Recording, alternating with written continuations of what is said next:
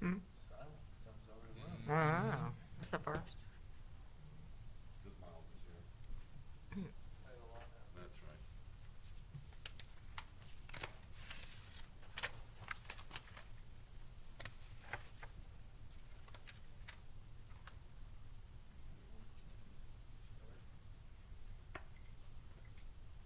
She give us a thumbs up over there? Okay. We'll go ahead and get started. I'll call this August 11th meeting of the Carolina Beach Town Council to order.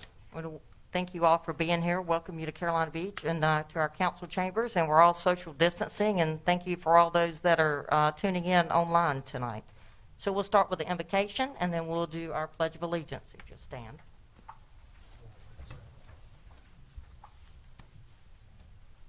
Dear Father, we just praise your holy name, and we thank you for the town of Carolina Beach. Father, we thank you for bringing us safely through the hurricanes and storms of last week, and we appreciate the safe passage and thank you for that. Father, we just thank you for the citizens of Carolina Beach Council and staff, and we pray that you will help us make the decisions that are in the best interest of our town and its people.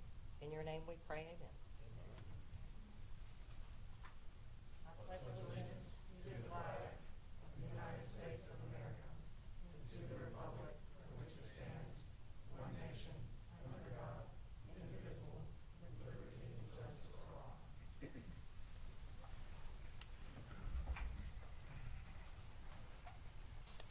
So I will make a motion that we adopt the consent agenda with the removal of item 7, which will be heard at our next workshop.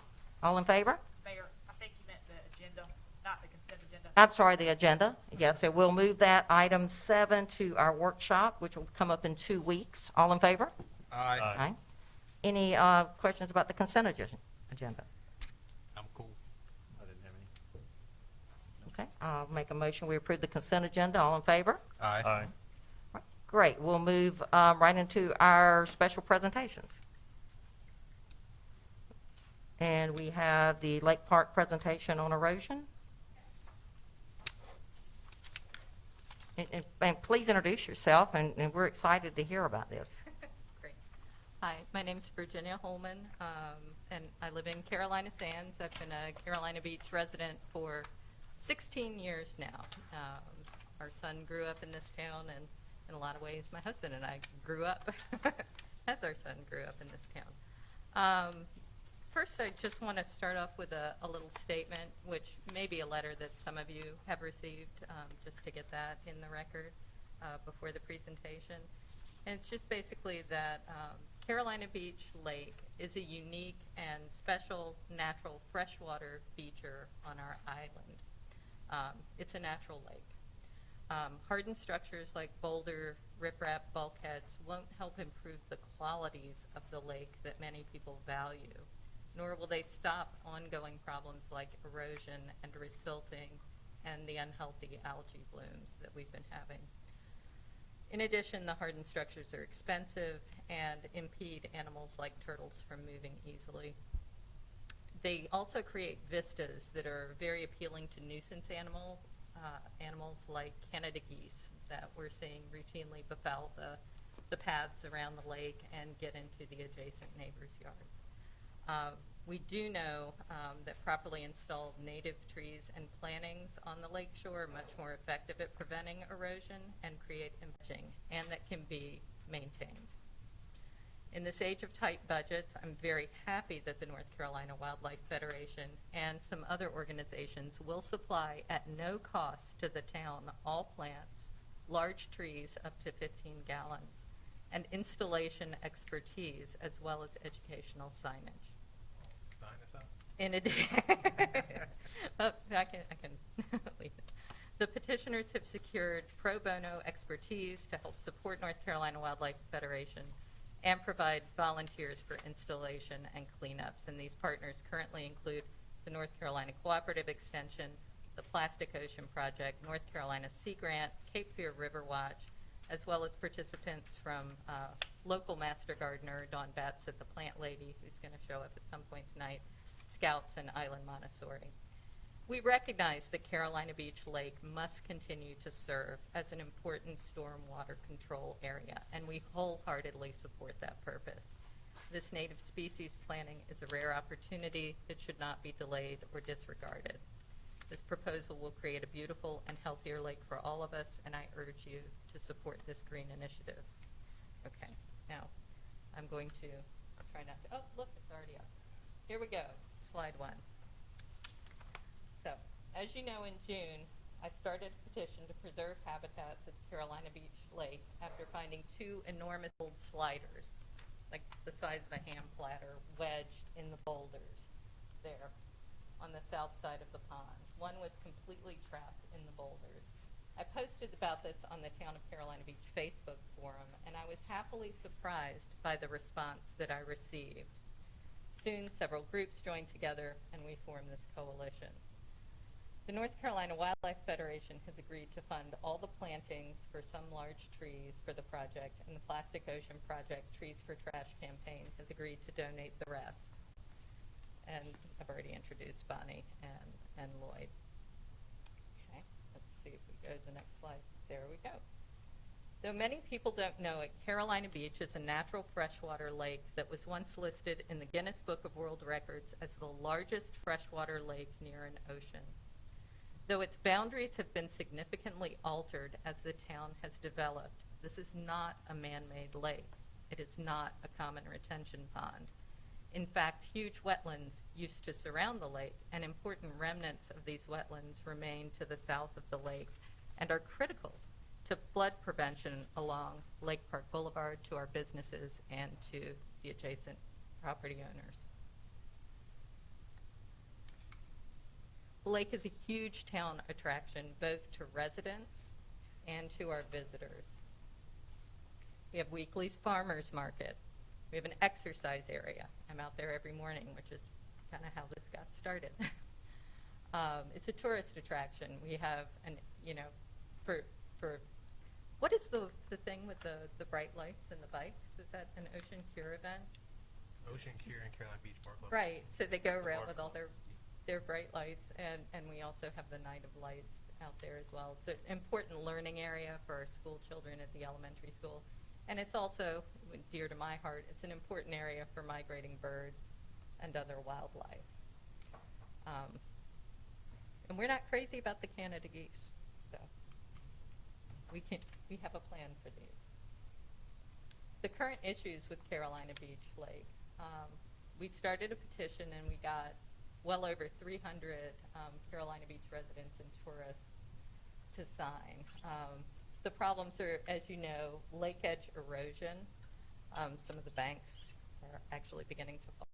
Poor water quality, heavy metal contamination due primarily to runoff over the years, algae blooms, poor aesthetics, and nuisance geese.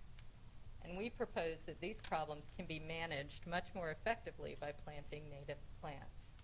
What are native plants? Okay. Native plantings around the lake will help. Whoop, what just happened there? Is this the same slide? That's what I have. There we go. Well, we'll go again. Native plant benefits. So if you look at this particular slide here, the native plant benefits are such, they help stabilize the soil, they help uptake the heavy metals, uptake of the excess nutrients, such as fecal matter from nuisance geese, of which there is an abundance if you walk around the lake. It's really unpleasant right now, and I know you guys are getting a lot of complaints about that. And that contributes to the algal blooms in the lake. Their native plants are aesthetically pleasing, and they provide habitat for pollinators and other wildlife. Right now, we have that turf and lawn grass around the perimeter of the lake, and if you look, there's no root structure. So if it gets scraped while it's mowing, if it dies, it's gone. Native plants have a huge root structure. They help stabilize the soil below. Native plants know how to thrive here because they belong here. And they have features that are quite useful and sometimes surprising. Trees will take up a lot of significant stormwater and filter runoff. But native plants provide a certain measure of phytoextraction of things like heavy metal contamination.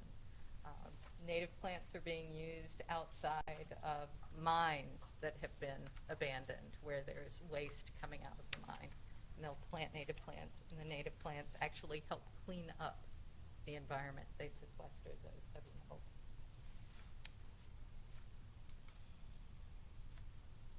Okay. Don't seem to have all the slides here, but okay. Our plan is to complete the plantings in phases after we get approval to design plant species selection, coordinate with Parks and Rec. We'll get soil and water samples, North Carolina Sea Grant, to help determine the appropriate planting materials, which plants will thrive there. And we have a volunteer base ready for planting and maintenance needs. So the initial phase we see as the southern lake shoreline, which, as you can see there, is really urgent due to the erosion issue. Bonnie and Lloyd can talk more to the tree component of this, but we have large trees we'd like to have planted along the perimeter, taking the views into consideration. And after trees are installed, native plants will be added along the shoreline. One of our conversations with Eric and Brian, we talked about the need for people to be able to step off the path a little bit to each side. So we talked about having a buffer zone to each side, so there was a little mowed area. And then a low, simple fence installed by scouts to provide a visual barrier for foot traffic and grass maintenance. Basically as a delineation marker so that contractors won't go in and say, hey, I'm going to weed whack it all down to the water and now it's gone. So even something like post and rope, just something very simple, low, elegant, but that provides a real clear delineation of here's where your duties. And this is what one of the drawings that we've come up with. This is a mix of live oaks and palms. This is a variety of native plants along the shore. So this just gives you kind of a visual idea. And if you look at Keith's house there, he or whoever buys his house can look out and the trees aren't blocking it. See, like this is the same thing with potentially live oaks all around the edge, and also providing a wind buffer. Phase 2, we were looking at the small island with the 2 bridges to the south, doing a native planting around the perimeter, and we've illustrated that on one side and around the sidewalk, and contributing to the Phragmites removal, which we know from Brian is a big issue and a concern that he has with the lake, is the reeds taking over the lake. So we want to work with him. We know that's been done in the state park with some pre-emergent herbicides to great success, and also one of our partners is talking to folks over at Wharton Plantation about their successful Phragmites removal. So, and again, this is just one side. Oop. You can see. There we go. Now we're, okay. Phase 3, we were talking about this island. This was kind of tossed in at the last. This is island 2 goals, to turn it into a butterfly garden, either using native seed packets or native plants, adding a turtle basking log or a platform. I understand in the master plan that that's supposed to be a stage. Is that correct eventually?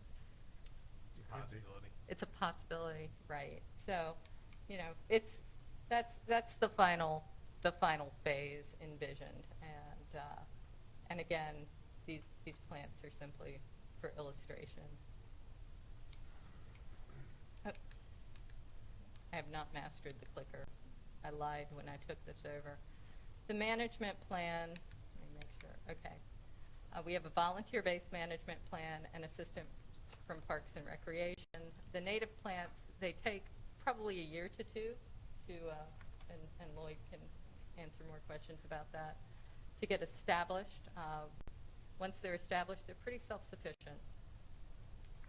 We're establishing a North Carolina Wildlife Federation here in Carolina Beach and Cape Fear River Watch, which has a large volunteer base, and other groups have committed to ongoing cleanups and maintenance. We've reached out to some of the members of the town's newly formed beautification committee to assist, and we have some positive conversations. One member, local master gardener Dawn Betts, who's also my neighbor, is already on board to assist, and Dawn's fantastic. Benefits to the town. What's not to love? Enhanced aesthetics won't obstruct desirable views, will help control Phragmites. It'll improve the qualities of the lake. It'll improve the lake habitat. You're renting boats and putting people on that lake, and that water does not look really appealing right now. You don't want your dogs to go for a swim in it, then, you know, we need to clean it up. It'll encourage tourism. It'll look pretty. More people want to go to the farmer's market. I imagine Night of Lights with decorated trees. That gets me pretty excited. Being able to linger under a little bit of shade, and it'll increase property value. Our next steps are with your permission and coordinating with the proper authorities here. We would set dates for planting, select and order the plants, gather the supplies and organize volunteers, utilize all resources and funding opportunities, and select location for the tree installations. And all of that looks easy, but it requires an incredible amount of legwork to do this. But I think we're well on our way. And that, I think, is pretty much that. Well, that's an awesome presentation. You guys have been working hard already. I love it. Council, do you have any questions? And I have my experts here with Okay. me who know a lot more than I do. Okay.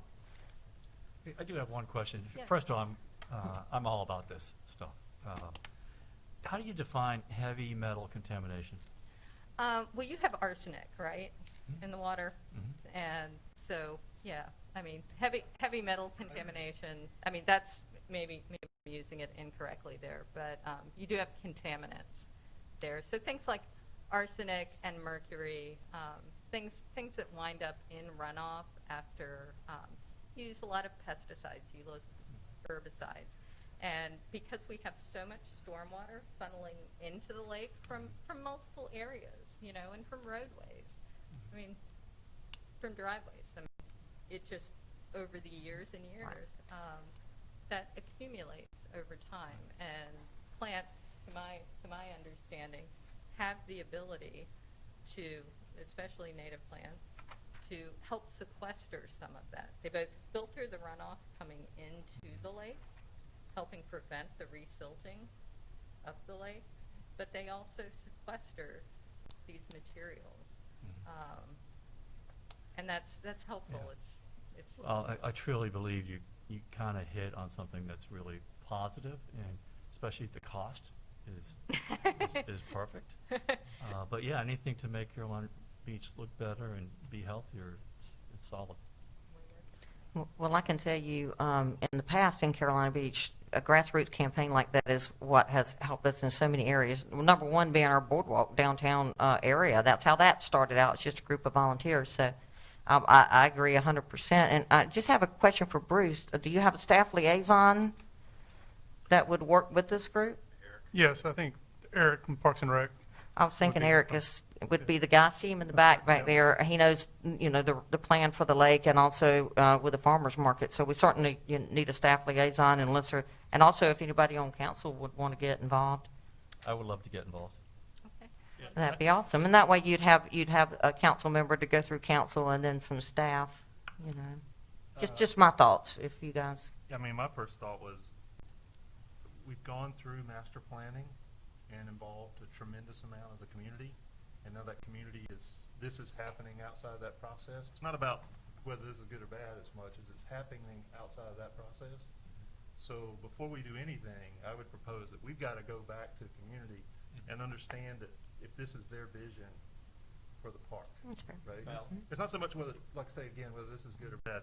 I did have one question though, just, it's not so much about the plants, because I don't know anything about a lot of these plants, but when I see that island, my first vision is 4 foot of water on top of Yeah, that. right. Is it going to, The whole entire lake.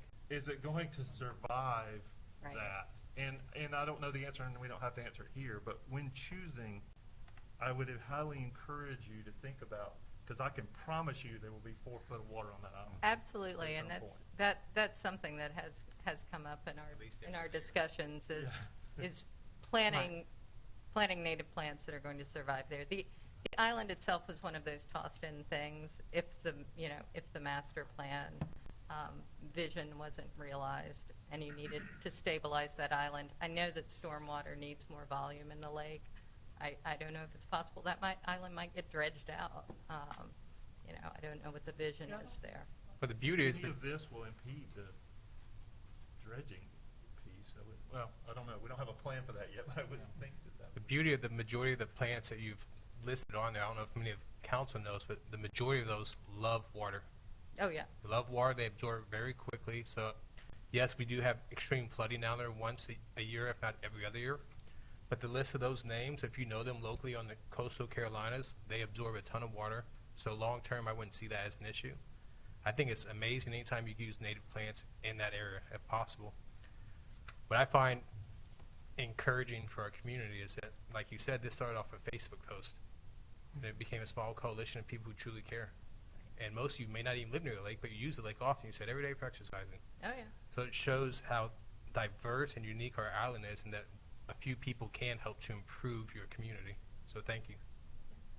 And just one more comment, and I'm sure you know this, that we were denied to put the remainder of the spoils on the Matsu property, but we're still working with that. So I know Bruce and Eric will be in close we wouldn't want you to start some part of a project and then find out, well, we have a place to finish the dredge. So Right. And I So just think keep that's that in one mind. thing we've been working on is where you ingress and egress the lake for the dredging, and where we begin shouldn't impact.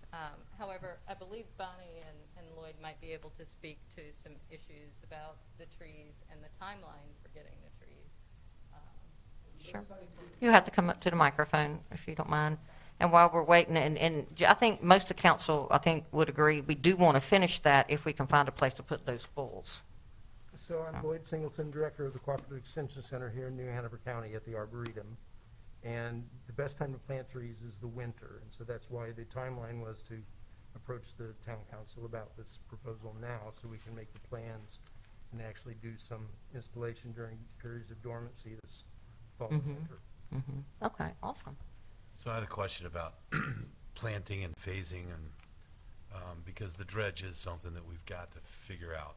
And so getting some planting done, there's probably a larger area of ingress, egress, because of the type of equipment that has to be brought in to dredge that if we're able to find a location. And that has always been on that one side, right there where the playground was. So would you envision starting on the far side or the south side or the We're east actually side? starting or- only on the south side, yes, so opposite the playground. Right, so on the side that's over by the wetlands area, and start working your way around. Well, I do love the idea of doing the landscape and the native plantings in lieu of hardened structure, because erosion is something that is a concern in the lake. Our runoff is coming, not so much from sheet flow, but from the pipes, the stormwater pipes that come in there. But when we get that elevation and the water goes up and down, it is eroding, especially down towards Lake Park. That area there has been a concern, so. Well, and what I look forward to bringing to the table with this is some expertise from NC State. I'm faculty with NC State, and my colleagues there, Diana Rashash is a stormwater expert, Bill Hunt. There's some really sharp people that have done projects a lot like this that have already agreed to kind of review what we're talking about doing before we take any action. Great. Thank you. Well, that's awesome.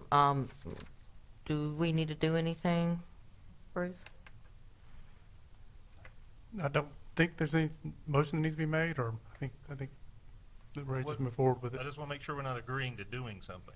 Right, Because right. I wanna There's make no, sure that those two groups get, I mean, my position in this is those two groups have to get together. The people that gave input into the master plan, the people that are giving input into this have to come together and bring us one plan before we start doing something. I see Eric coming to the microphone, so.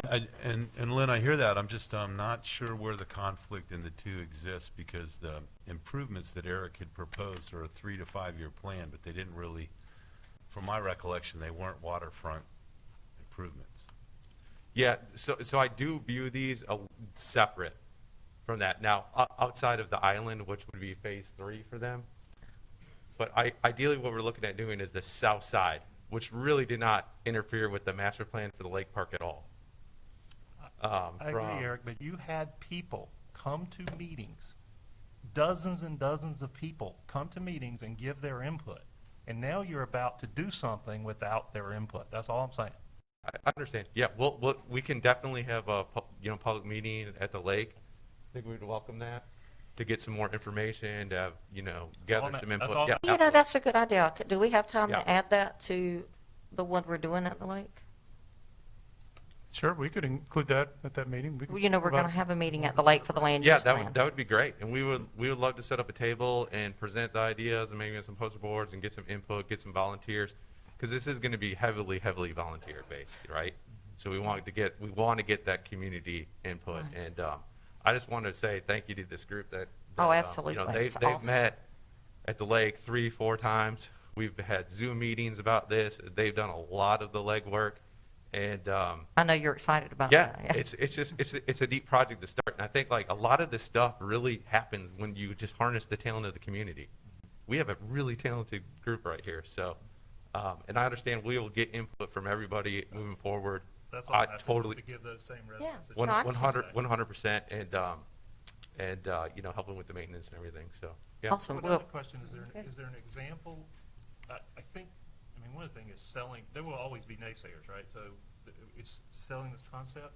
So examples that they could see, I think would be good, because yeah. the one I've seen like this is a long ways away, so you can't go visit. It's outside Sure. San Francisco. It's gorgeous what they did along the waterfront there. They did a very similar thing. Wade Park up in Wilmington is a good. Wouldn't you say Wade Park might be a good opportunity to go check out that? We Even can some of snap the some carnivorous photos. plant gardens. Pardon? Even some of the carnivorous plant gardens are set up in a similar style as that. Mm-hmm. Yeah, and this is really like, we looked at the south side because it's so kind of desolate over there. There's not a lot of houses over there, and hopefully just getting the idea of doing a planting in winter and giving it some time and then seeing how it looks and then looking at potential expansion. Is it really helping the lake? Is it helping the erosion? All that stuff, and then kind of moving around. Yeah, So, that's a great idea. but yeah, too. definitely Start with public. something, give people a chance to say it. I just want to bring those people on. That's all. Yeah. That's my only concern. Yeah, 100%. Yeah, and I think this group would probably want to do the whole lake tomorrow, right? So Absolutely we would. have wheeled them back in a little bit to try to. So phase can it. you put something together for the citizens to see beforehand? And if they want to come make a public comment on, is it the 20th, 20th. Ms. Ward? Okay. Absolutely, we'd So love to. let's go ahead and put it on, and that way they can have a table, the citizens set can up look a around the table. lake at the same time. We're having a meeting at the lake on the 20th about the land use plan. We want to try something different, do an outdoor meeting. So let's just add you guys on to that. That would be great. Is that okay? Okay. Thank you so much. Awesome. Thanks. Well, let's get some notifications so the public will know we're talking about that again. So, perfect. Thank you guys for doing so much work. That's awesome. It's beautiful. So, and I know you've done a lot of homework on how we can get these things done. So, thank you for coming, for sure. Awesome. All right. So, we're going to move into the manager's updates. Okay. Thank you, Mayor and Council. I've got things, so, I got it. you got, all right. While he's doing that, first thing I was going to update you on is the past storm we just had. It's been 2 weeks since we've been talking about it, and I'm still not sure if I can say it right. That Hurricane ICES, or ECIES, we did have just minor damage. We were very fortunate. We had some minor damage to town properties, very minor, and I think there was some minor damage to some of our private properties, but we overall were very fortunate. The vegetative debris pickup is underway. We still encourage everybody to just put it on the curb, but don't interfere with utilities or fire hydrants and such. Beach erosion, we also got pretty fortunate. We did have some near the periwinkle access on down a couple hundred feet each way. But we're overall pretty fortunate there too. The Army Corps came out and looked at it and felt we held up very well through the storm. Freeman Park did lose some sand, and so we've got a little less capacity there for vehicles, so that there was some loss there. Ed's going to give you an update on the harbor at the end of when I'm done here, to give you some updates of what's going on there. Bruce, can I ask a quick question on the Yes. on the debris pickup? Just riding around town, some people are not getting the message that they can't throw non-vegetative debris in there, and I know the town has posted that, but I don't know if there's anything else we can do other than just keep Yeah, announcing. we'll keep pushing that it's vegetative debris, vegetative But matter only. Some people aren't, for whatever reason. So getting Bruce, can message. that be picked up and charged to the homeowner? Didn't we do that? I've talked to Brian about it, and that we've had in the past done something a little different after the storm that we may have to look into doing. We facilitated, gutters and Right. vinyl and, fencing material. It hasn't always been vegetative debris. They have separated it into two piles. Right.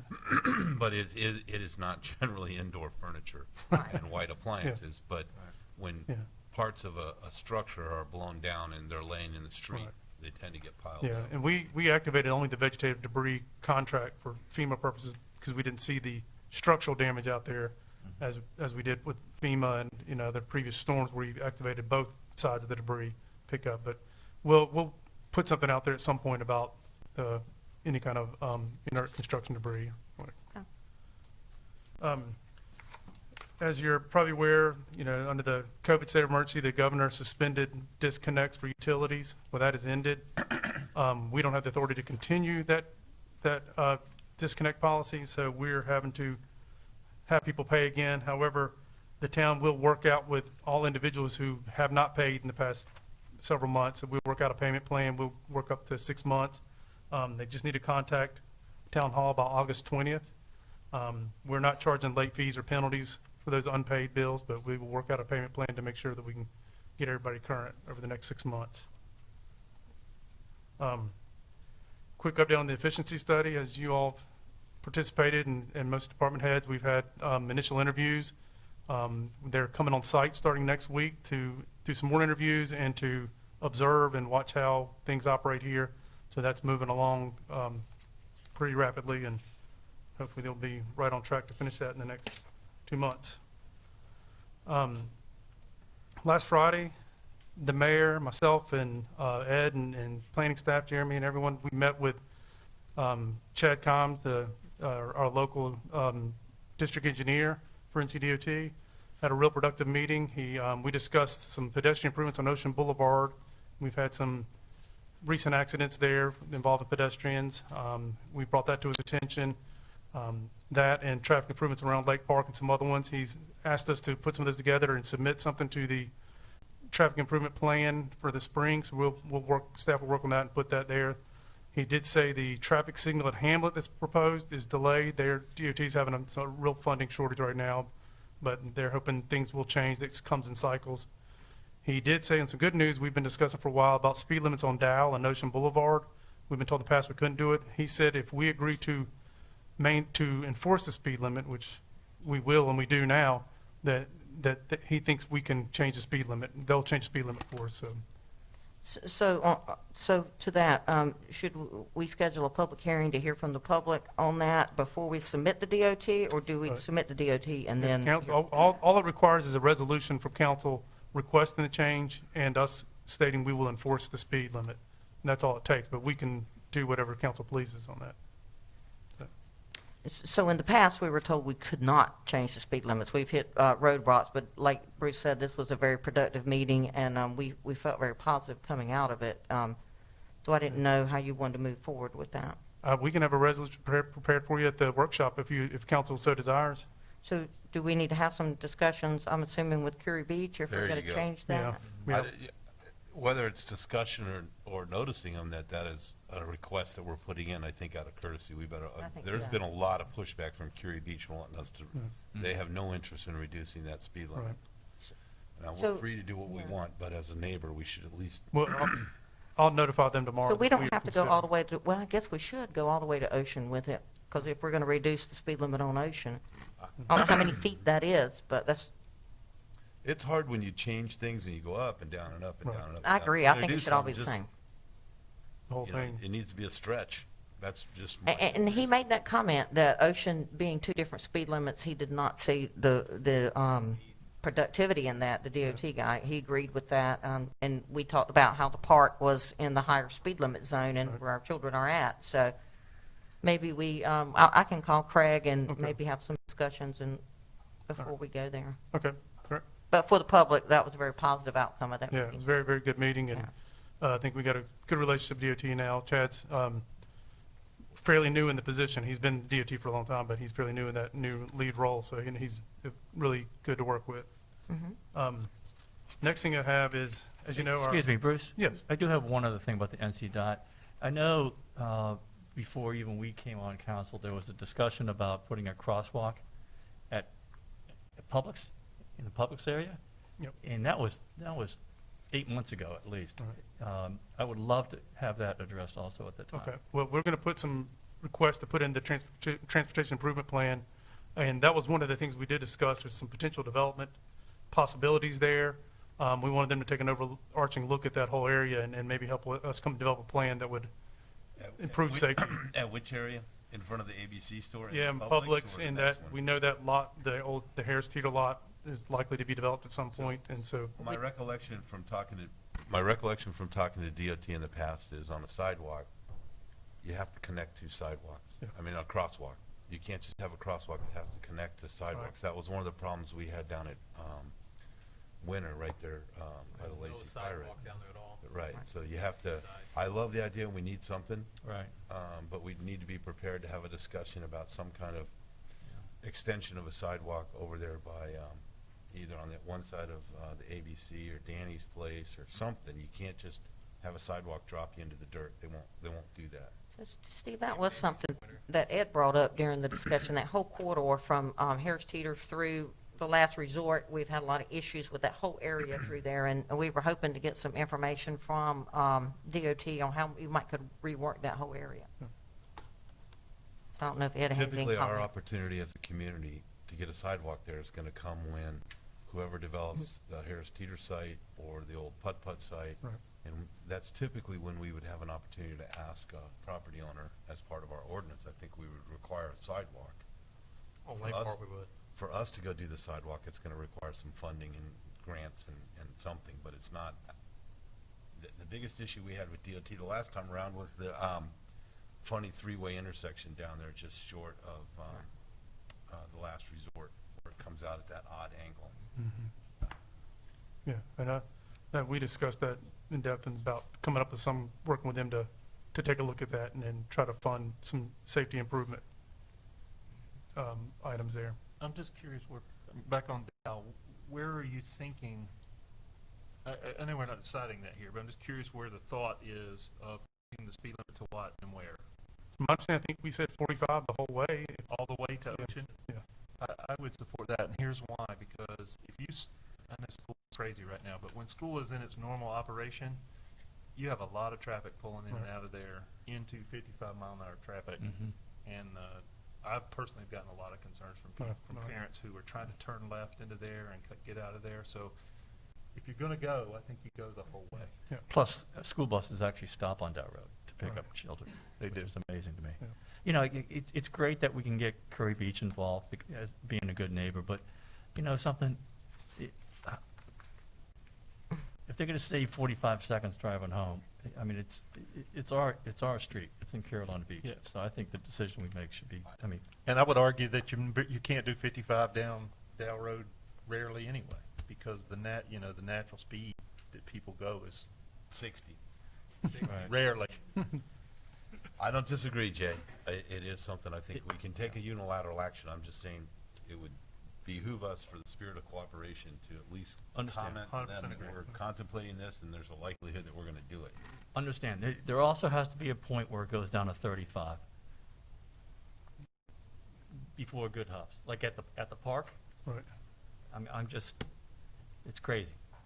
As we're spitballing ideas, a possibility is whenever you're coming out of Harper, you're making a right, come towards Lake Park, a possible left-hand turn into the state park.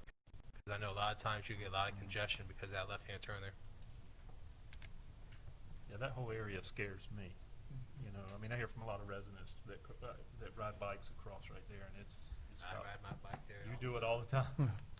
So let's have some conversations with Cary Yeah. Beach, and let's have what we have in mind together before we have those Okay, and then- conversations. And Chief, we hope that you would get involved with that and give us some suggestions. I see you shaking your head back there. Okay, great. Okay. All right, next item, speaking of police chief, as we found out a couple weeks ago that he's announced his retirement.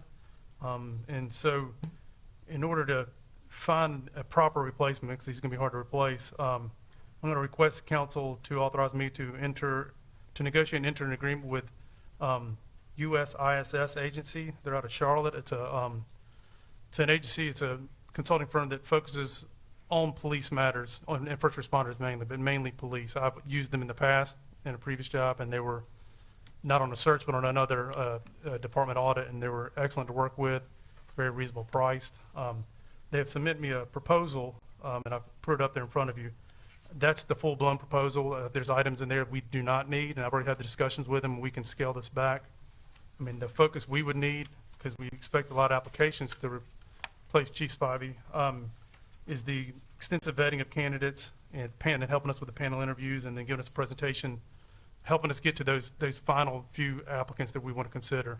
So I'd ask that you would let me enter that. I know the price will be lower, that they're $18,000 they show in the proposal, because a lot of the things in there we don't know, we don't need. We've got a job description, we've got several things in there, but I would request council's permission to negotiate and enter an agreement with them to help us with the search. The timeline is right where we are, right, should be concluding about the same time that Chief Spivey plans to leave. So, and I believe he's agreed to help us through this process and with the new, his replacement comes in.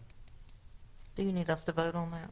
I appreciate, yeah, I'd like you to. So it's me to- 18,000, we weren't able to get them. No, I can get them down. He said, yeah, that's- we've already eliminated some of the things. We're just working on the final price. They know they're not going to do And the for the job. public, they're going to do everything. They're going to seek out individuals, they're going to run all the background checks, do all the interviews. Of course, we would have the final say, or you would have the final say, but Right. they do all that legwork for us. And hiring a police chief is a little different than hiring other department heads, because there's certain state regulations they got to meet. They got to have certain, you know, It's a lot. license they have to have. Yes, exactly. So it's a little different than anything else. So we need that expertise with us. Okay, so I'll make a motion to have the town manager enter into a contract to vet candidates for police chief with his discretionary funds with a top of 18,000 and to negotiate less. Right. All in favor? Aye. Aye. All right. Finally, I don't want to vote for that. I don't want Spivey leaving, so I'm not, You tried to keep him here longer? not happening. okay. Finally, Town Marina. As you know, we announced this week that we were awarded a $2.1 million grant from the Golden Leaf Foundation to help us with the repairs that happened during Hurricane Florence to our marina. We're real excited about it. This would cover 70% of the repairs, and anything that duplicates what we're appealing to FEMA, we'd have to, that would be changing the award. However, we feel, talking to Rostan, Adam from Rostan, and our engineer, that a lot of things we're appealing to FEMA would not be duplication, so we think we can be closer to the 100% funding of the repairs. That's what we're shooting for anyway, we think. So the timeline on that is we can start work immediately. We can't get reimbursements, though, until we pass a few things to get a few requirements done, and one of them is Ed and I and Debbie, and a few others are going to be taking a Zoom meeting for some training on the grant, administering the grant. But I've worked with Golden Leaf before, and they'll be an excellent partner with this, and they're excited about working with us. So, So Bruce, just kudos to you and staff for going out and funding $2 million for the town of Carolina Beach that we don't have to match. And citizens, that is just unheard of, and we're so excited that you guys had the forethought to even apply for that grant, and that we got it. We're so excited. So that certainly helps our budget. And we had to do these repairs. We were already talking about them 6 months ago. right, yeah, it's So, very needed, and this is, Great job. thank you. Thanks. Great job.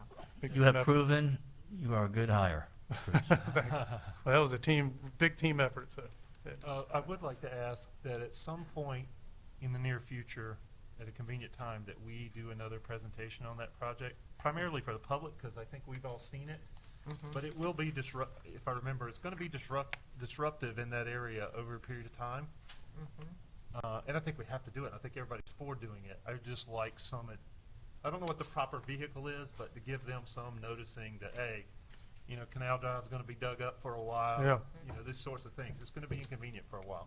That's true. Yes, sir. We've already started having those conversations, and Bruce mentioned August 18th, I believe, is our meeting with Golden Leaf, and right after that meeting, we're going to meet and start talking about those logistical issues. But our goal will be, we don't want to impact Canal Drive during the season. So that's where we're starting now, is we don't want, and we want to try to limit it to one season of impact. We know it's going to be a long project. And just to verify, the amount of money we're talking is both the east side and the south side, right? The whole project is a little over $3 million, so this is 70% of it. We're going through our FEMA appeal right now, so we're hoping, and we're meeting with the consultant that Bruce mentioned. Rostan Solutions has been helping us with this process. So once we get the appeal, we're hoping we get a little bit more of that money. It gets us a little closer to the full 100%. But we're not there yet. So which side will we start first? Which side will we start first? That's correct. That's a good question. So we talked about different scenarios, and really what we want to do is get a contractor on board. The main goal is not to impact Canal Drive, like Councilmember Barbie said, during the season. We know there's damage on both sides. Concerns about the east side where the walkway has lifted up, and is a safety issue that we've wanted to address. It's been like that since Florence. But if we get started as early as late in this winter, then it might be more advantageous to start on the south side, finish that through the summer season, and then start on Canal Drive side in the fall of 2021, and hopefully be done in the spring of 2022 before that season. But we don't know. We don't know. We'll have to work through that and get a contractor on board. So just a comment, I heard you say we'd have to come out of pocket. We probably should nail down a time frame of how long it takes us to get that money, and it's not like some other problems. We don't want to drain our reserves and then find out it's going to take us a year to get it. Right. And then have another hurricane or something like that. So I'm sure you're on top of that, but Yeah, and I we- just after did we- want to mention that. Yeah. And if hopefully- we're going to start this fall, we really need to get it out to the public as soon as possible. Right. We'll work on a plan that we get out there. As I mentioned earlier, one last thing on the hurricane, Ed was going to update some updates on the harbor. Mayor, Council, yeah, we did have, we had 9 vessels that ended up anchoring out in the harbor area. We closed the mooring field, as you know, during a hurricane event or large storm events. And that's something we do because for liability purposes, but people still will utilize those, clip onto those moorings.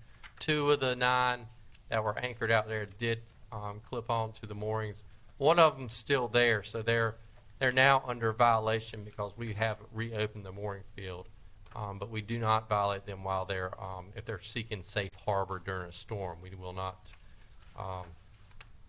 take action. The other one, actually, their line broke and they broke free, and they're here. So that's the other one that tried, and that was their line that broke, not our pennant line for the mooring. The other 7 actually dragged anchor. 3 of them ended up damaging private property, as you see in some of the pictures here.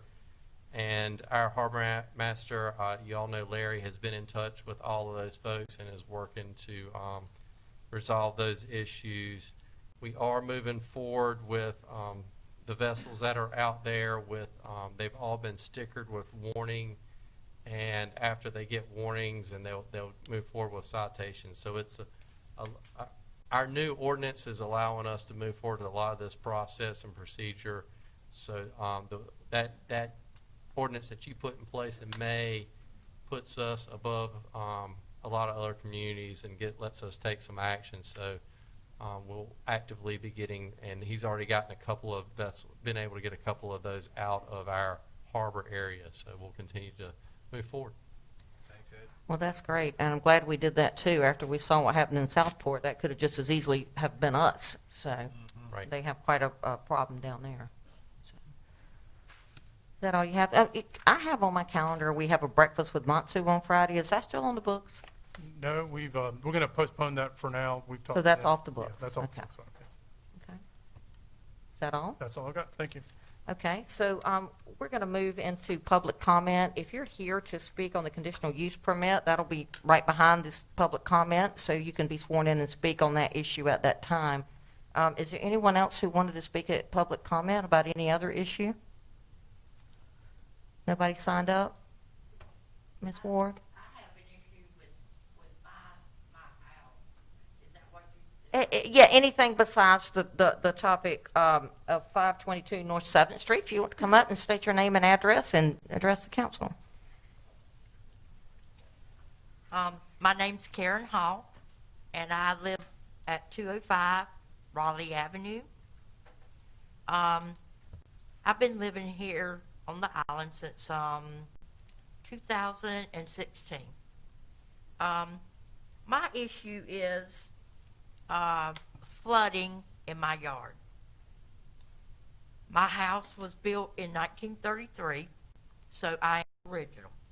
My property's original. The issue I have is, for some reason, it's been okayed that everybody can build up around me.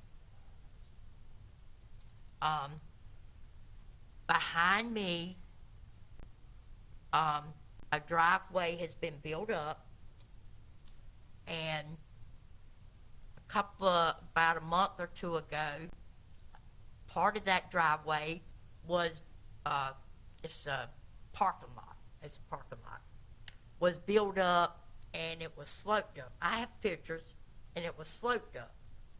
So when we had a storm, my shed was underwater. Now, the parking lot that is beside of me, which is El Cazador, the owner that owns El Cazador, he owns that parking lot. I was living there, and I was told, I forget who told me, but he had a permit for 3 loads of dirt. I have a picture. There was 13 to 15 loads of dirt. So I called the town, and I'm not going to call names, and because y'all probably know who it was, and I asked him to come out and look. He came out. I was not treated very nicely, and he let him do it anyway. He said he could make that dirt slope to where dirt that people are going to be parking on, he could make it slope to the other end where the water would drain off. Now we're talking about dirt. And so he did it, and I have a picture of how high it is today, and that water drains off of my property. Well, I went over his head, and I guess it was his manager came out there and told him, it wasn't you. It wasn't you. I looked to see you were town manager, but it wasn't you. He came out, and he told this guy to have him, because there was brick all the way down, have him have the owner make it look make it a parking lot. Have have him,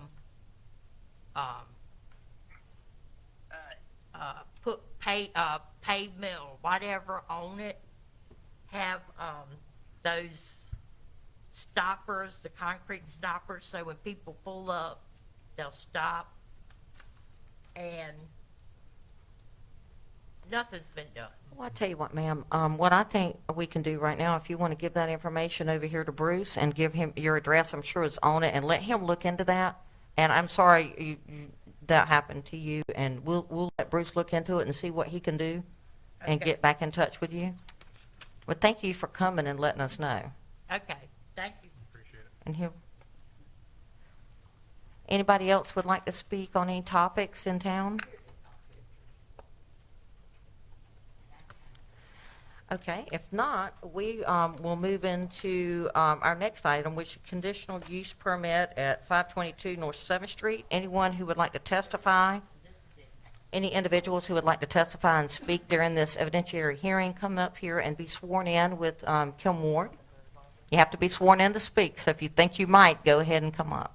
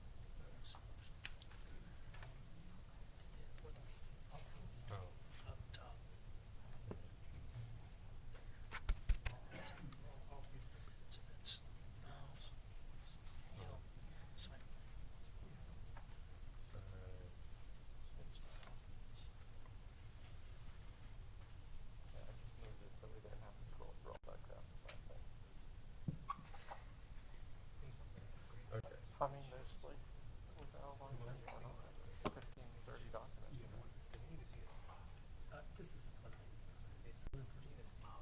Well, I looked over, sees is she smiling at us or frowning at us? You can't tell. Can't tell? She's smiling right there. You Thank can see it in you. her eyes. I'm working on it. I'm working on a Very face good. that is, you know, you can tell. See, when I smile behind mine, I look like I'm grimacing. I'm trying to read small print. That's right.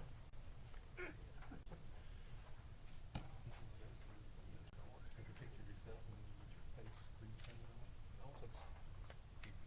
Yeah.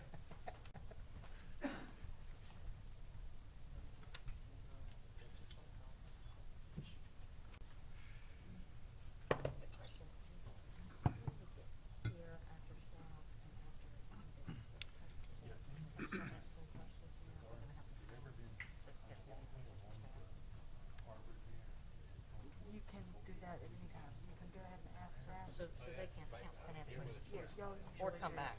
That's right. And they need a dedication, so they not only just put the plans together, but this plan is nice, it's cool, you know, they did a lot of that. Independence. Only in it. Mall, Starbucks, going south, go elementary school here. Uh-huh. You know, Park Everest Place right there. Oh, I've never seen that. Super small. You pull up, you go in, you walk 5 minutes. It explains everything about those main houses, actually, those things are all set up. Okay, very well. So at this time, I'll make a motion to open the evidentiary hearing for the conditional use permit for 8-unit, single-family residential plan unit development to be located at 522 North 7th Street. All in favor? Aye. And Attorney Fox, would you like to have a discussion on the quasi-judicial matters? Yes, Mayor, thank you. Mayor, Council, as you know, this is a quasi-judicial hearing. That means it is an evidentiary hearing, much like would take place in a courtroom. You must follow very specific procedures required by state law in making its decision tonight. All of the testimony this evening will be under oath, and you are to make your decision based on competent, relevant, and substantial evidence in the record. If you're speaking as a witness, please focus on the facts and standards, not personal preference or opinion. If you speak, the applicant's attorney may cross-examine you, just like she could in a court of law, about the testimony that you give. If you intend to testify, please do not offer unsupported opinions or speculation. The board cannot consider this testimony. Please limit your testimony to relevant and competent, substantial, and material evidence. Competent evidence is not opinion testimony of lay witnesses about the following things. 1, use of property in a particular way would affect the value of other property. The increase in vehicular traffic resulting from a proposed use would pose a danger to public safety. Matters about which only expert testimony would generally be admissible under the rules of evidence. Before we begin, and y'all will be familiar with this part, the parties before you tonight are entitled to have this matter judged by an impartial decision maker. If you have a conflict of interest, you must not participate. A conflict exists if you have a close familial, business, or other relationship with an affected person or a financial interest in the outcome of the matter. Does any member of the board have any conflict, partiality to disclose, or recusal to offer? I'm just going to have you shake your heads, I No. guess, so we. No, ma'am. Okay, all members are shaking their heads no. I am aware that some of you received some emails that you forwarded to town staff, and town staff then forwarded a response to those folks. Do you have any other ex parte communications to disclose? No. No. Okay.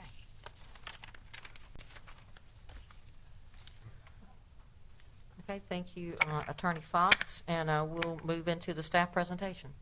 Good evening, Mayor, Council. Happy to see you. I apologize for the mic. It's a little bit jerry-rigged over here, so hopefully reception will not be too bad. Happy to be back in front of you. It's been a long time. I think it might have been March or April since last time I had the pleasure, but good to see you all. Tonight I'll be presenting a conditional use permit for a planned unit development at 522 North 7th Street. Just for some background, this aerial will give you an example of the conditions of 522 North 7th. It's not what it looks like today. Currently, it features a large single-family home placed right in the center of it, but that project has since been abandoned. The applicant is Marlowe Construction, LLC, who is with us this evening with their attorney.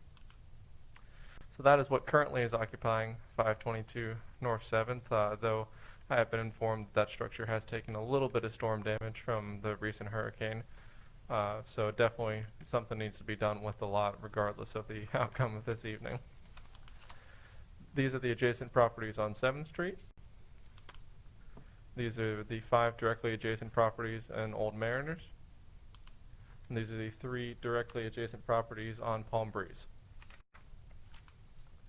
Residential planned unit developments are permitted in the R1 zoning district where 522 North 7th is located. They are permitted by conditional use permit, hence my presence in front of you tonight.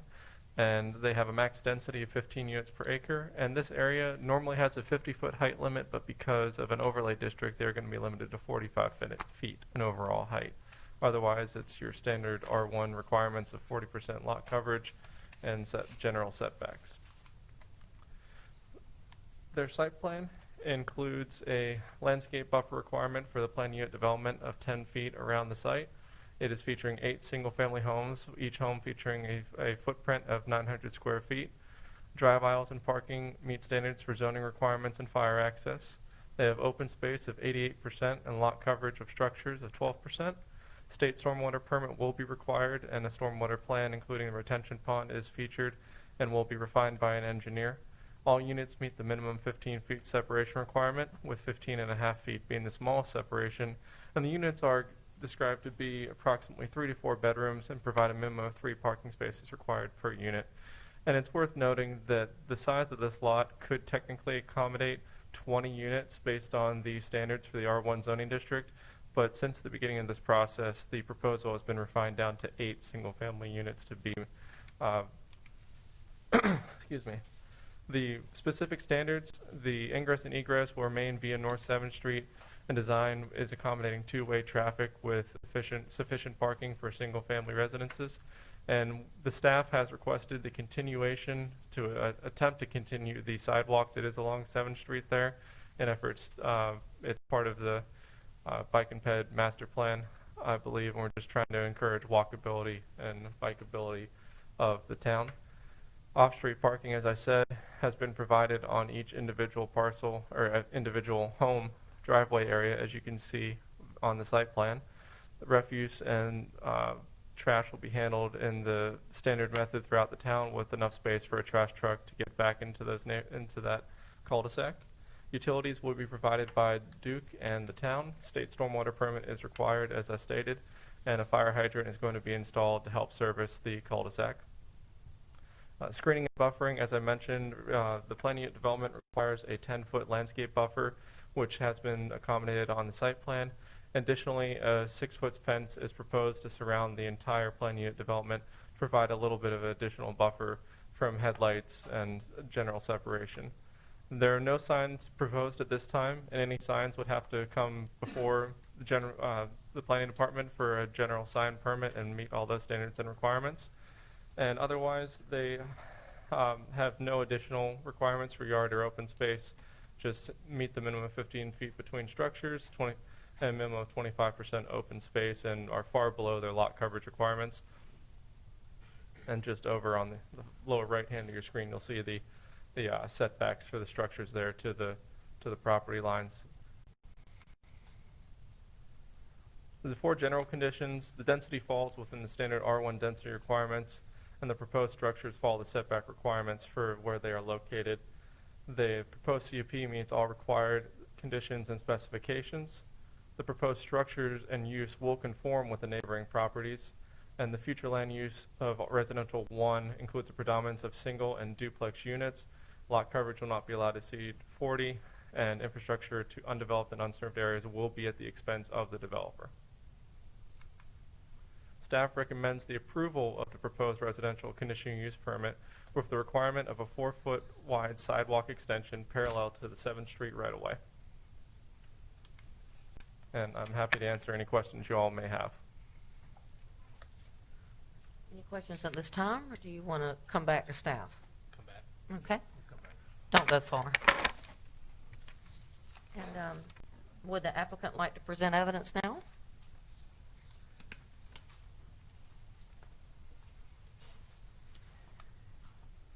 Good evening, Mayor Pierce and members of Town Council. My name is Susan Keelan, and I represent the applicant for this conditional use permit, which is Marlowe Construction LLC. And Mr. Quinn Marlowe is present, and he will be testifying momentarily. I have the unfortunate eyesight problem that I can not see you without my glasses, but I can't see my paper with my glasses, so I might be doing a back and forth a little bit, so I apologize for that. I got the same problem. I want to start by thanking Noah Fox for introducing the quasi-judicial proceeding requirements, which I'm confident that you're aware of already. So thank you in advance for sort of indulging me as I maybe repeat them a bit, because I think it is so important in this context. Just 4 months ago, in April of 2020, the North Carolina Supreme Court held in a very important quasi-judicial hearing case called PHG Asheville LLC versus City of Asheville that quote, a conditional use permit is one issued for a use which the ordinance expressly permits in a designated zone upon proof that certain facts and conditions detailed in the ordinance exist. In other words, as you know, the purpose of this hearing is not to solicit any sort of public opinion and comment about policies that are already in place, but rather to receive evidence to determine whether this particular proposal fits the requirements of the ordinance that already exists. This council or a prior council has already made a legislative decision to allow this particular proposed project in this location by right, so long as those specific requirements and 4 standards are met with competent material and substantial evidence tending to show that the project satisfies those standards, unless there is competent material and substantial evidence to the contrary. And I make that point again to say that the burden on the applicant is to provide evidence tending to show that those requirements are satisfied. Once that has happened, there's a prima facie determination that the permit should be issued unless there is competent material and substantial evidence to the contrary. If there is no competent evidence to the contrary, the permit has to be issued. And substantial evidence is defined as evidence that a reasonable mind would regard as sufficiently supporting a specific result. By sort of comparison or contrast, if you will, the courts have also said that a general expression of some sort of a fear of potential problems is not adequate evidence.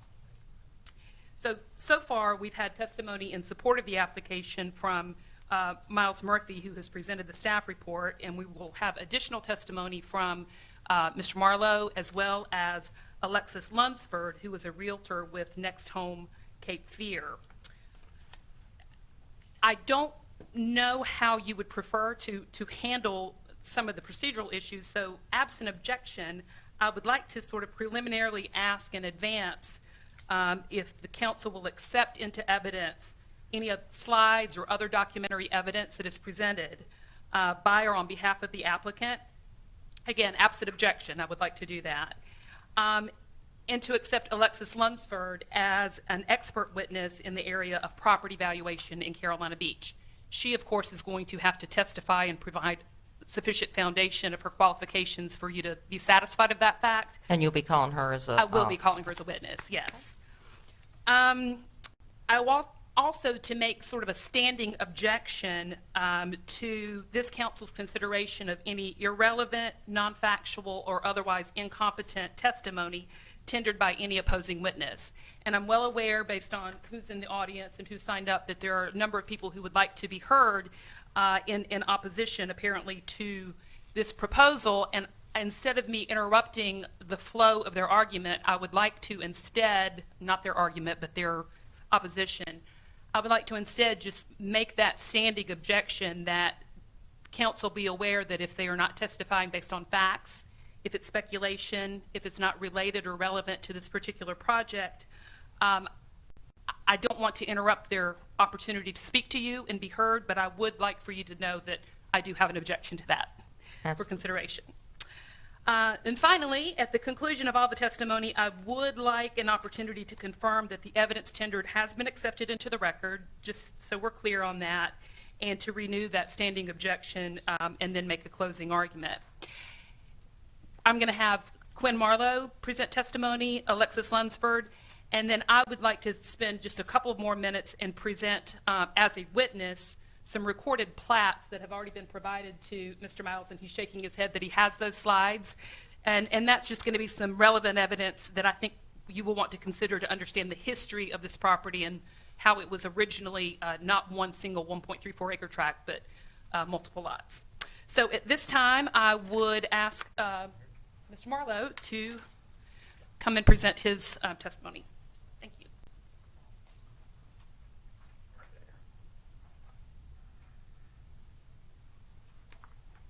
How's everyone?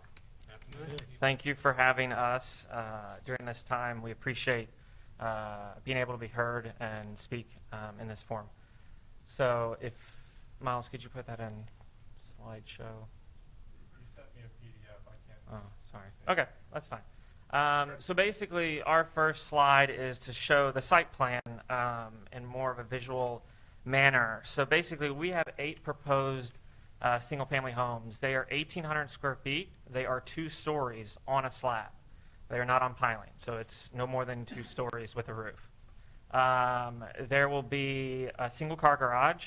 Resident driveways will fit 2 cars, and then you can also park one in the garage, so a total of 3. And that is similar to Palm Breeze and Old Mariners Way. There will also be densely planted with trees and vegetation all around, which you can see some. Our site plan towards the end will show even further. And then we also plan to plant evergreens along the entry driveway, which is right off 7th Street. And there'll also be a 6-foot tall privacy fence. After hearing the comments from our other meetings, our HOA will limit on short-term rentals. We don't believe being this far back, it's necessarily needed. So, and there will also be no boat or RV parking in the community. There will be a central mailbox within the community as well, and the trash pickup at each individual home as well, just like the surrounding communities. Also, stay up, keep that on there, Miles, please. So, it was our design intent to push more density towards the back of the development. And that's why you will see our 3 or 4 larger homes back towards the storage facility in the back. As well as this plan is very similar to Palm Breeze, as you will notice. So, Miles, if you could move forward, please.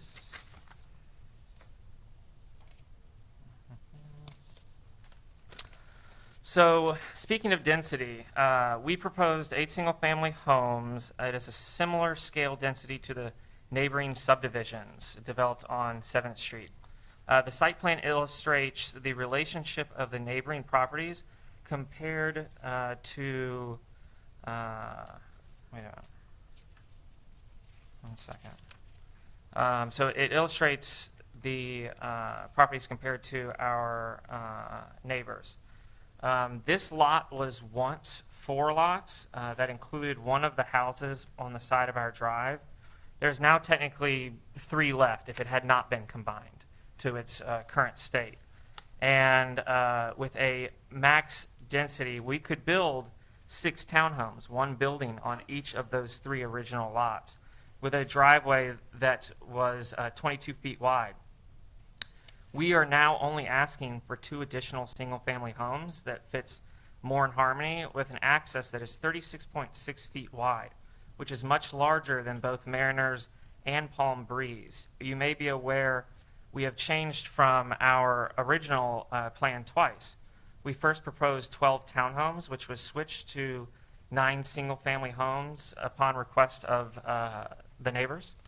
And then we reduced that down to 8 based on 1 request, so that we had 3 houses closer together, and so we eliminated 1, so that neighbor in Palm Breeze would not have as many houses overlooking his yard.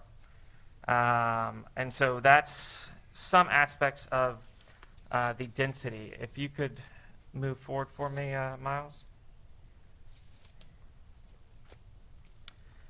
So we put this little scheme together basically to show the houses we're proposing compared to the ones in Mariners and the ones that are on either side of our entry. You'll see on the right, basically, we have 2 different type of house designs. One's a little bit wider and one's a little bit skinnier. You'll see those on the right.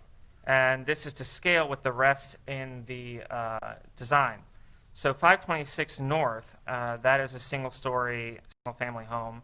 Old Mariners, this is specific to their home sizes. And then 720 North Avenue, you'll see their height is a little bit larger. This basically just shows comparison that we are trying to fit with the harmony of the surrounding communities. So the entry, it is a 2-lane entry street. There will be large vegetation planting along the entry with, again, a 6-foot privacy fence. The width is 36.6 feet in total width of the entry. We have agreed to do the added sidewalks at the 7th Street. So there'll be the 4-foot wide sidewalk connections for the town's future plans.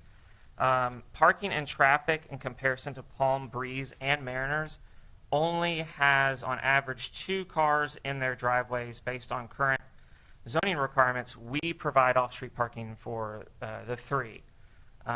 So basically, as families usually use 1 car to exit their house efficiently if they're all leaving at once, if all of our parking spots were full, there'd be 24 total with the 8 single-family homes. It'd be very unlikely for all of those 24 cars to exit onto North 7th Street at once. So in my observation, I believe that our impact will be very minimal based on the flow of traffic that we observed already from the neighboring communities. So I did do some observations on 810, 811, and 731. that traffic has very little movement during the day. There is rare occasions where you have more than one car stacked behind each other trying to leave the neighborhood. And so you have less congestion concerns with our neighborhood being included in this.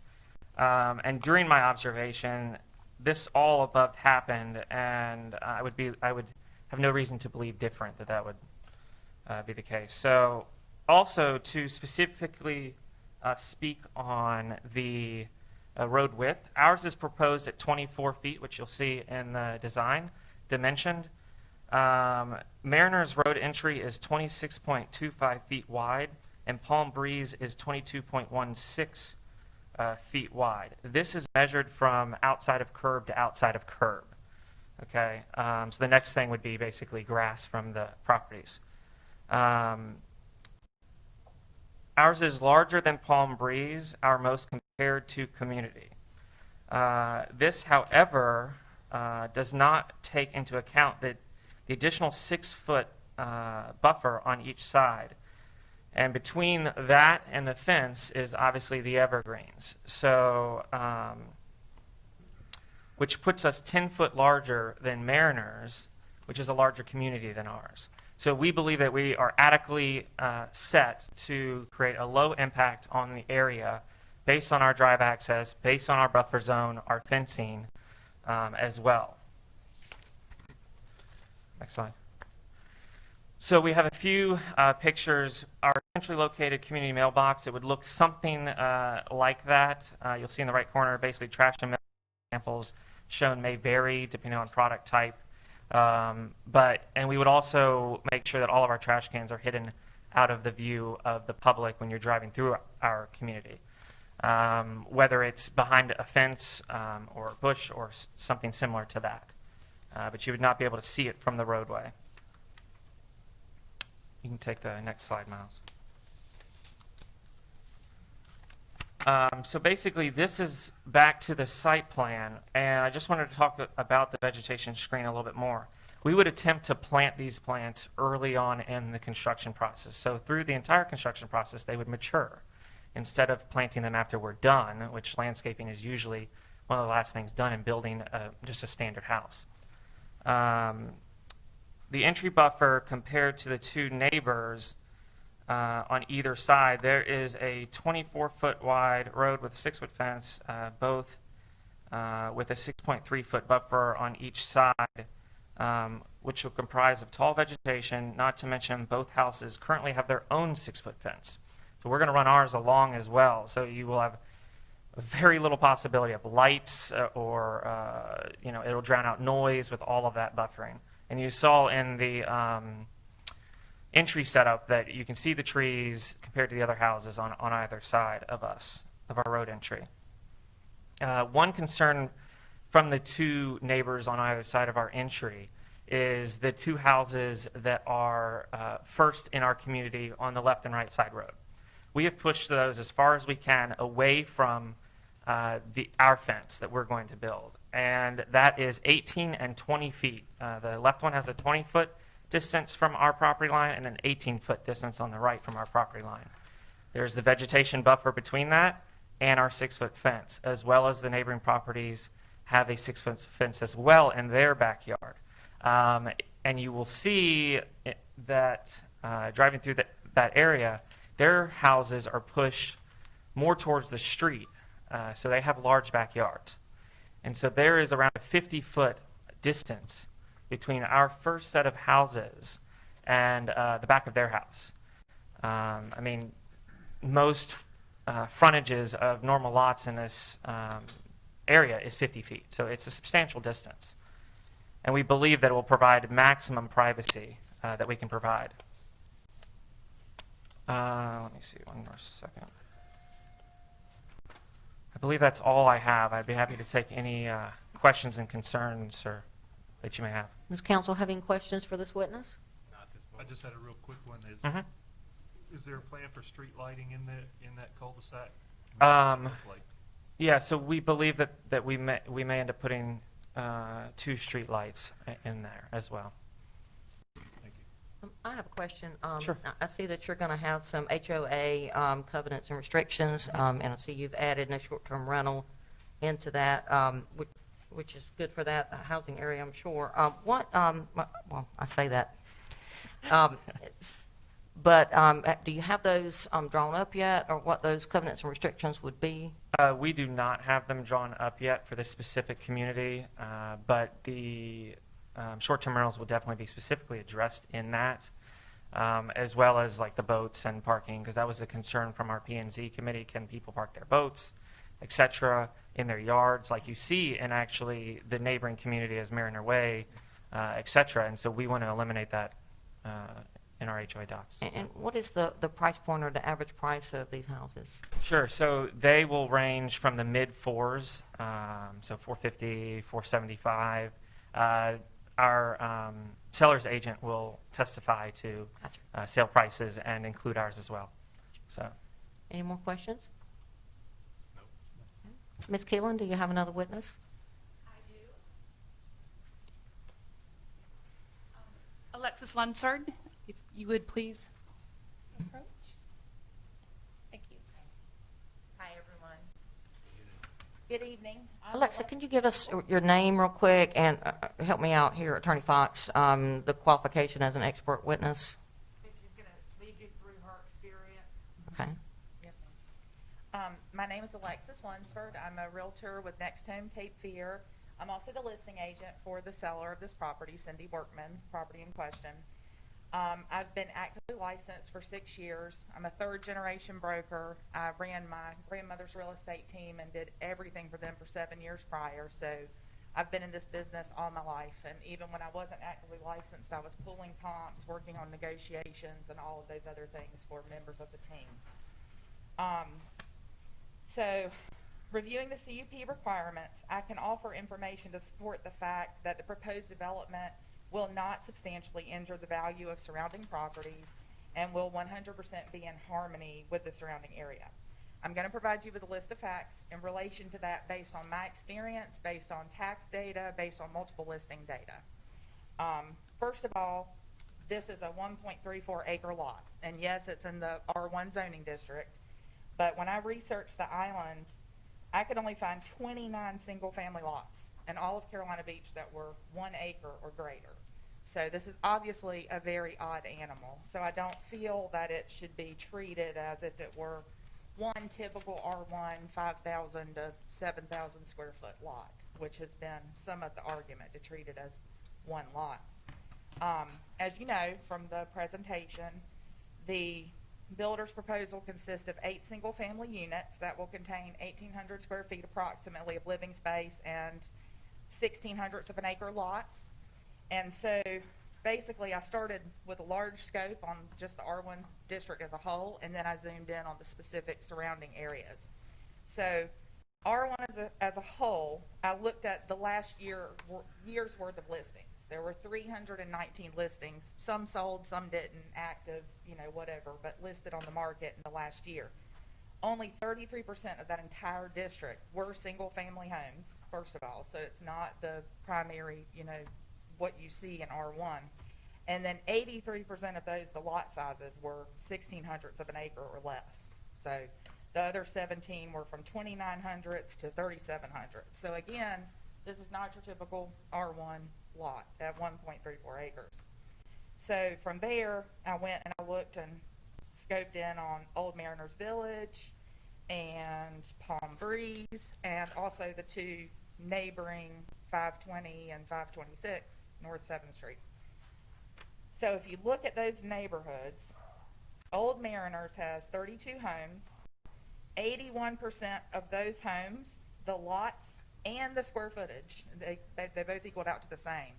The lots and the square footage are equal to or less than what is being proposed. And when I say less, it's by, a minimal amount. I think around 1,300 square feet or so was the smallest in Old Mariners Way. Let me ask you a question. Mm-hmm. Equal Sure. to, as far as the square footage of the structure? Yes, square footage and lot size. So the lot size in Ancient Mariners, how big are those lots? They ranged, it was 81% of them were equal to or less than 1,600. Square feet for the lot? 1,600 of an acre, yes. So the square footage would be 7,200. Square footage of the lot would be 7,200 square feet. Right. So it's your contention that each one of these structures would have 7,200 square foot lot That was area? my understanding from the builder's proposal. Is that correct? That was my understanding, yes, sir. While you're there, I have a question. Sorry, we got a little, just on Old Mariners Way, are there any houses listed for sale or recently sold on that street? Are you going there? Yes, ma'am. Okay. I'm starting with just the scope, the harmony, and then the valuation Okay, go ahead. part. Yep. Are there any other questions about Sorry, that? we jump ahead. That's okay. You gotta throw a hard ball at me once in a while. Okay, keep me We're on my just toes. warming up. Okay. Well, I'll do my best. That's You're all I doing can great. tell you. Palm Breeze, next, so we understand that 81% basically of Old Mariners Way are comparable to what's being proposed. Then Palm Breeze is a little bit different. It's 8 homes only. And like the builder said, with the square footage of 1,800 and the lot size, it's even a little bit more comparable to the setup of theirs. But 79% of the lots there are also equal to or less than the proposed lots. And 71% of the home square footages in Palm Breeze are equal to or less than. So I mean, you can't get much more in harmony than that. And I mean, the scope of looking at the aerial really puts it into perspective. Now, if you look at the two on 7th Street that neighbor the property, 520 North 7th and 526 North 7th, they're a little bit different. 520 North 7th Street is approximately 2,250 square feet.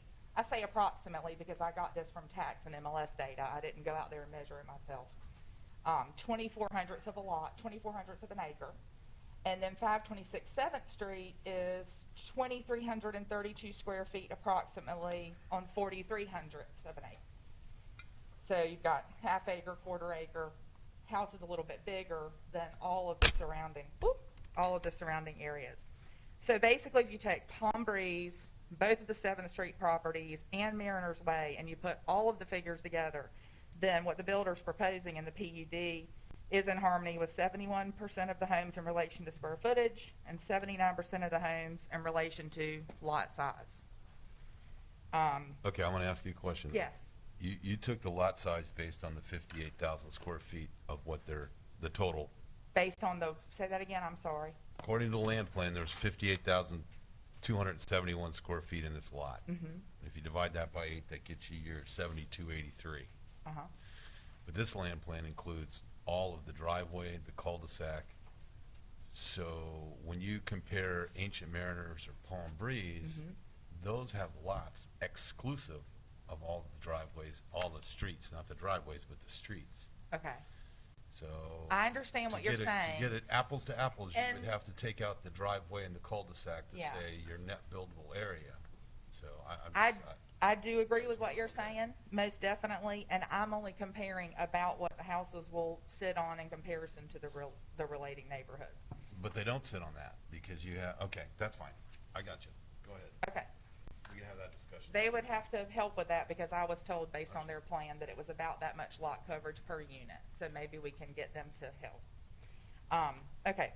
So there was an argument that was made to have, less homes on the lot, but I mean, if you did that, it would be even in less harmony with the surrounding area than what's already there. Okay, next I'm going to move on to value. I looked at Old Mariners Village.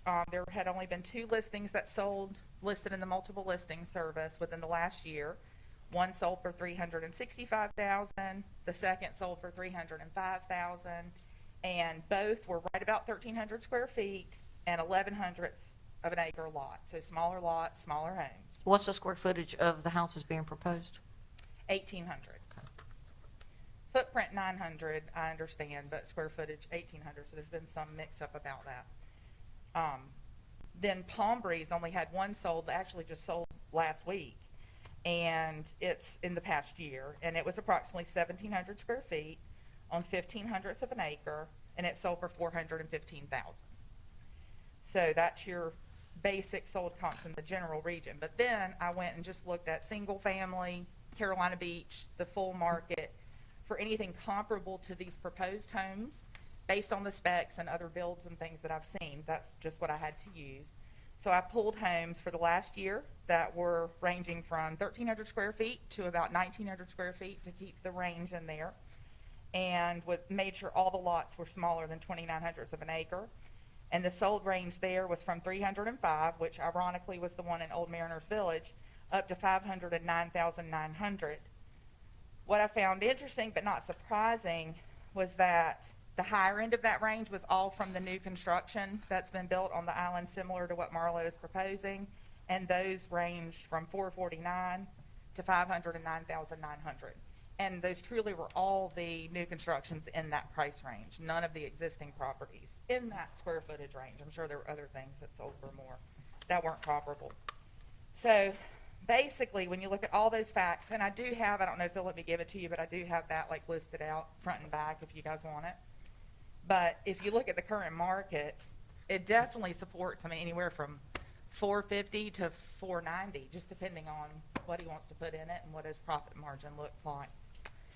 And when you just look at the overall solds in an area, if you've got comparable housing that's newer and it sells for that much higher per square foot, I mean, it's just common sense, excuse me, but I am a realtor. It's common sense to know that the comparable housing would inevitably trend upward as well. So, Just I mean, a question. yes, ma'am. Did you look down at Island Palms Drive as a comparison as well? I didn't. I did see it there, but I just looked at the two that actually joined and the overall market. So there could have been some specifically in that neighborhood, but I couldn't tell you for certain. Is there any more questions for this witness? Okay. I do Thank have you. just a couple. Can I just? Yeah, keep just a couple going. more Sorry, I things. thought I you don't were want to done. keep you guys all night, but just a couple more things. I understand truly the concern of 520 and 526 North 7th Street because they think, there's a driveway that's coming in between their properties. I respect that and I understand that. I'm an original and I've grown up in and around this island all my life, and so I get it. The progress is not always what everybody wants or considers progress, but it is what it is. Those houses were built in 99, 2001, before everything else was developed around the property. So when I have buyers that come to this area at Carolina Beach, they're not asking me for peace and quiet and no traffic, paying under $500,000 and even more than that on the island. And if they were, I certainly wouldn't send them to the R1 district. I'd put them in R3, which would be much more appropriate and possibly could find some housing that would accommodate that price range. So, sorry, I'm getting dry mouth under this mask. So, anyway, I think that's something to consider, and it's not, and that's not a driveway. It's going to be a private road. He substantially put the landscape buffer. I mean, he just couldn't do much more other than build a highway wall, which that wouldn't look good. Okay, so last but not least, I just want to say that truthfully, the bottom line is that the only person on this island that really stands to have any substantial injury to the value of their property would be my client, because this is obviously the highest and best use. They've met everything they could within the scope of the law, and while it's nobody's fault, she's not here due to health concerns. Her doctor recommended she not be here. And while it's no one's fault, sorry, I get a little emotional in this part. It's no one's fault that she ran into the situation that she ran into and had to abandon this build. But, for her to be penalized and not be able to sell it at its highest and best price, which even at where we are now, she's taken a significant financial loss. And that's her loss. She has to incur that. But the other neighbors stand to lose property that they don't own in the first place. And I would never have expected to build on this island and never have houses on every side of me if there was vacant developable land in flood zone X of all things. I mean, you just ride around the island and see that would be ludicrous to assume. So I appreciate you guys hearing me, and if you don't have any other questions, I will step down. Are there any more questions for this witness?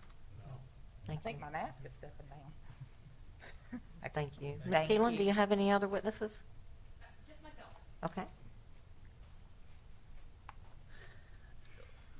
Before I introduce the plats, and thank you for bringing those up, Mr. Murphy, I would like to, if I can, address the question that came up from Mr. Shuttleworth about the comparisons of lot sizes.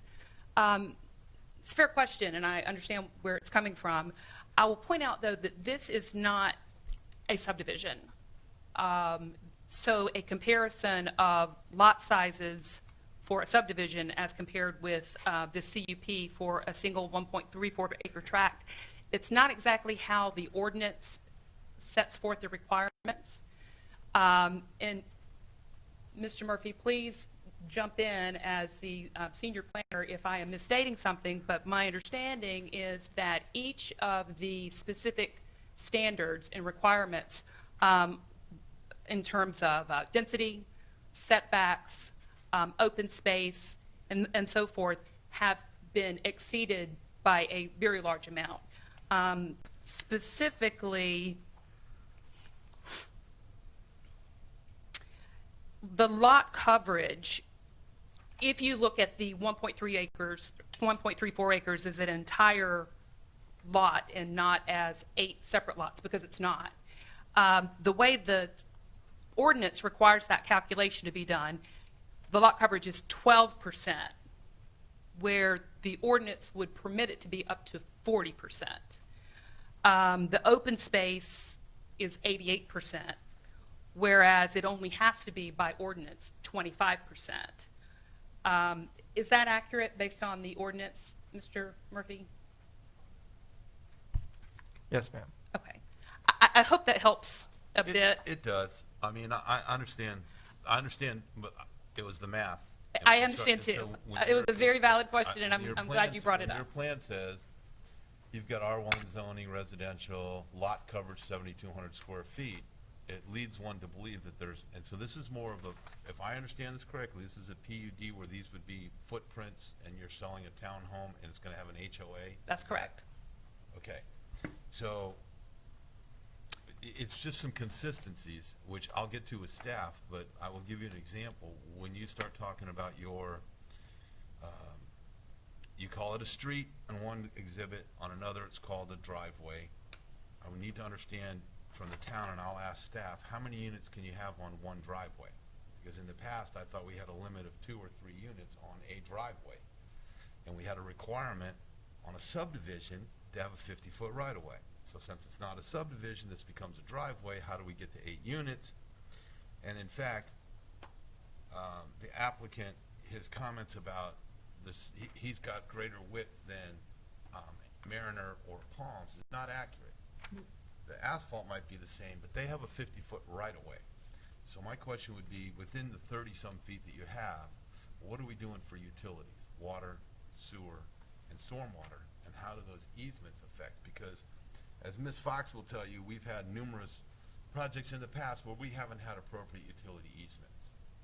So I have no dispute with the broker's opinion of value. I understand the density question. Sure. Just kind of trying to focus and make sure we have some consistency on whether it's a street or a driveway. If it's a driveway, how many units? And I'll get these. And I asked staff these questions, which I would read to council just so everyone had the same answers. But, so yes, I understand that you were calculating your density based on 8 into the 58,000 square feet. Not objectionable. Correct. Just want to make sure. And And it is not apples to apples. I agree with you on that. Well, and I would look at some of those at Ancient Mariner. I just did a quick check on Land Glide, and some of those are 4,200 square foot lots. Mm-hmm. So, I mean, they're not 8,800 or 7,200. Right. So, I just think- trying to understand where we're at. Understood. Mr. Murphy, would it be possible to go back to the original slide from, that shows the overall site plan, the aerial with the site plan superimposed? From Quinn's?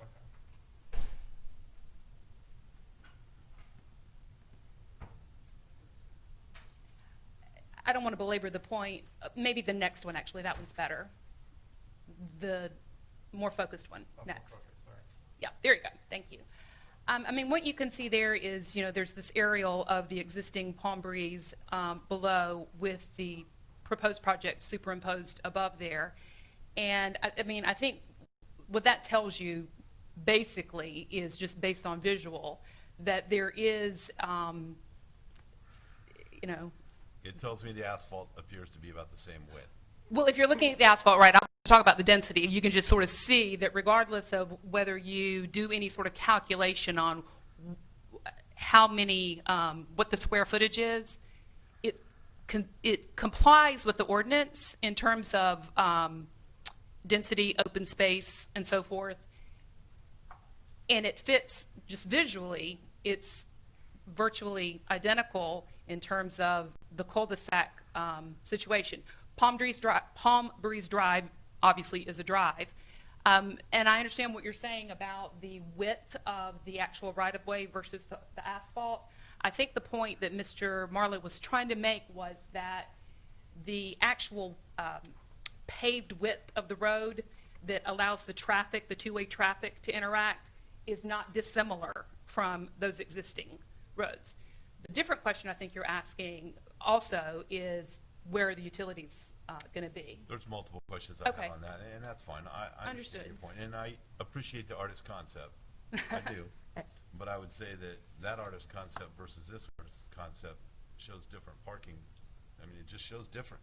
And so we'll get to those questions. Okay. And Steve, your questions are for staff, They are. so we'll get there in Okay. just a little bit. Well, I will be somewhat brief here, and Mr. Miles, if you could go back to the original plat. What I'd like to do here is just give you a little foundation so that I can introduce these plats as exhibits. This first one is a 1998 plat. It was recorded in the New Hanover County Register of Deeds in map book 37 at page 377. And this shows that these three lots that are numbered 1, 2, and 3 here, and I don't know if you can see it, but there is a 15-foot access and utility easement shown there on the left side, on the north side. Those were the original lots that now comprise the right side of this proposed driveway, if you're following me.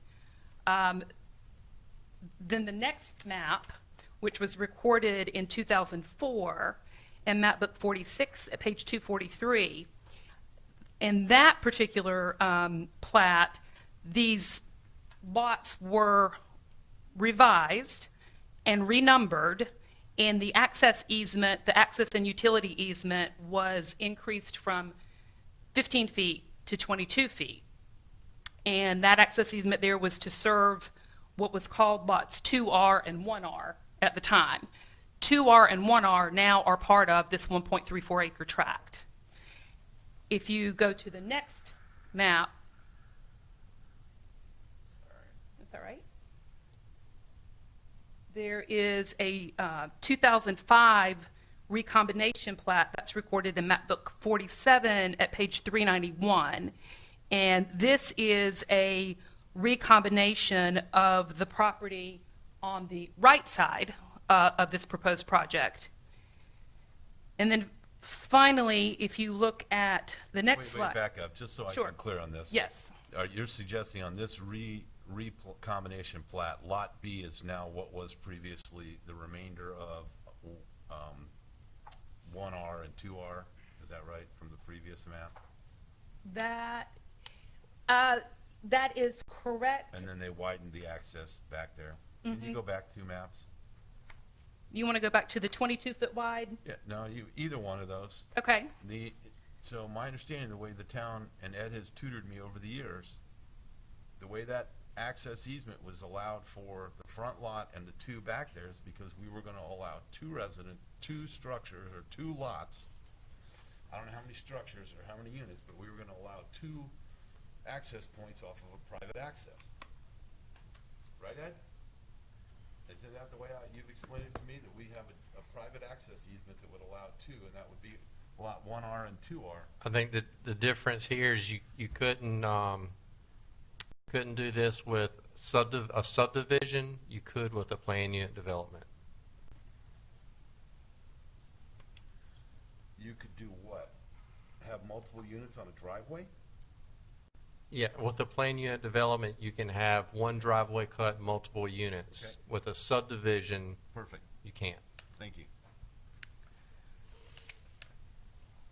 The last plat that I wanted to introduce is a 2006 revision and recombination recorded in map book 49 at page 361, and that shows the property, if we can get there, as it exists today, which is, I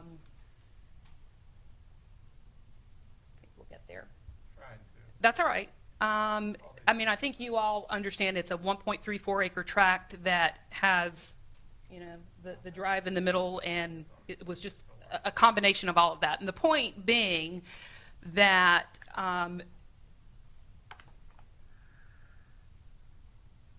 the property, as Mr. Marlowe and Ms. Lunsford testified, was not always a single lot or a single tract. It had been envisioned previously as multiple lots and multiple tracts.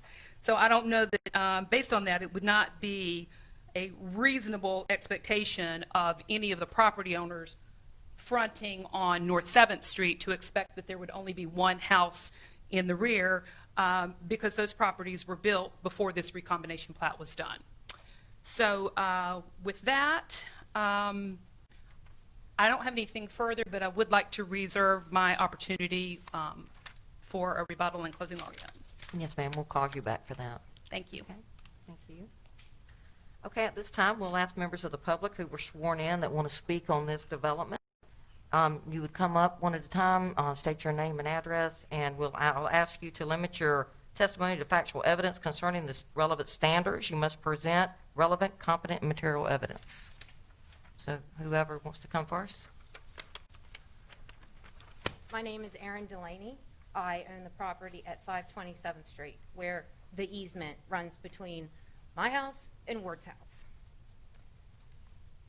I am very confused about what is happening with the easement, because it was an easement. It was a private driveway. Now it's a street. It's a two-way street. I don't want a two-way street running between my house and Ward's house to 8 properties. That is 24 cars.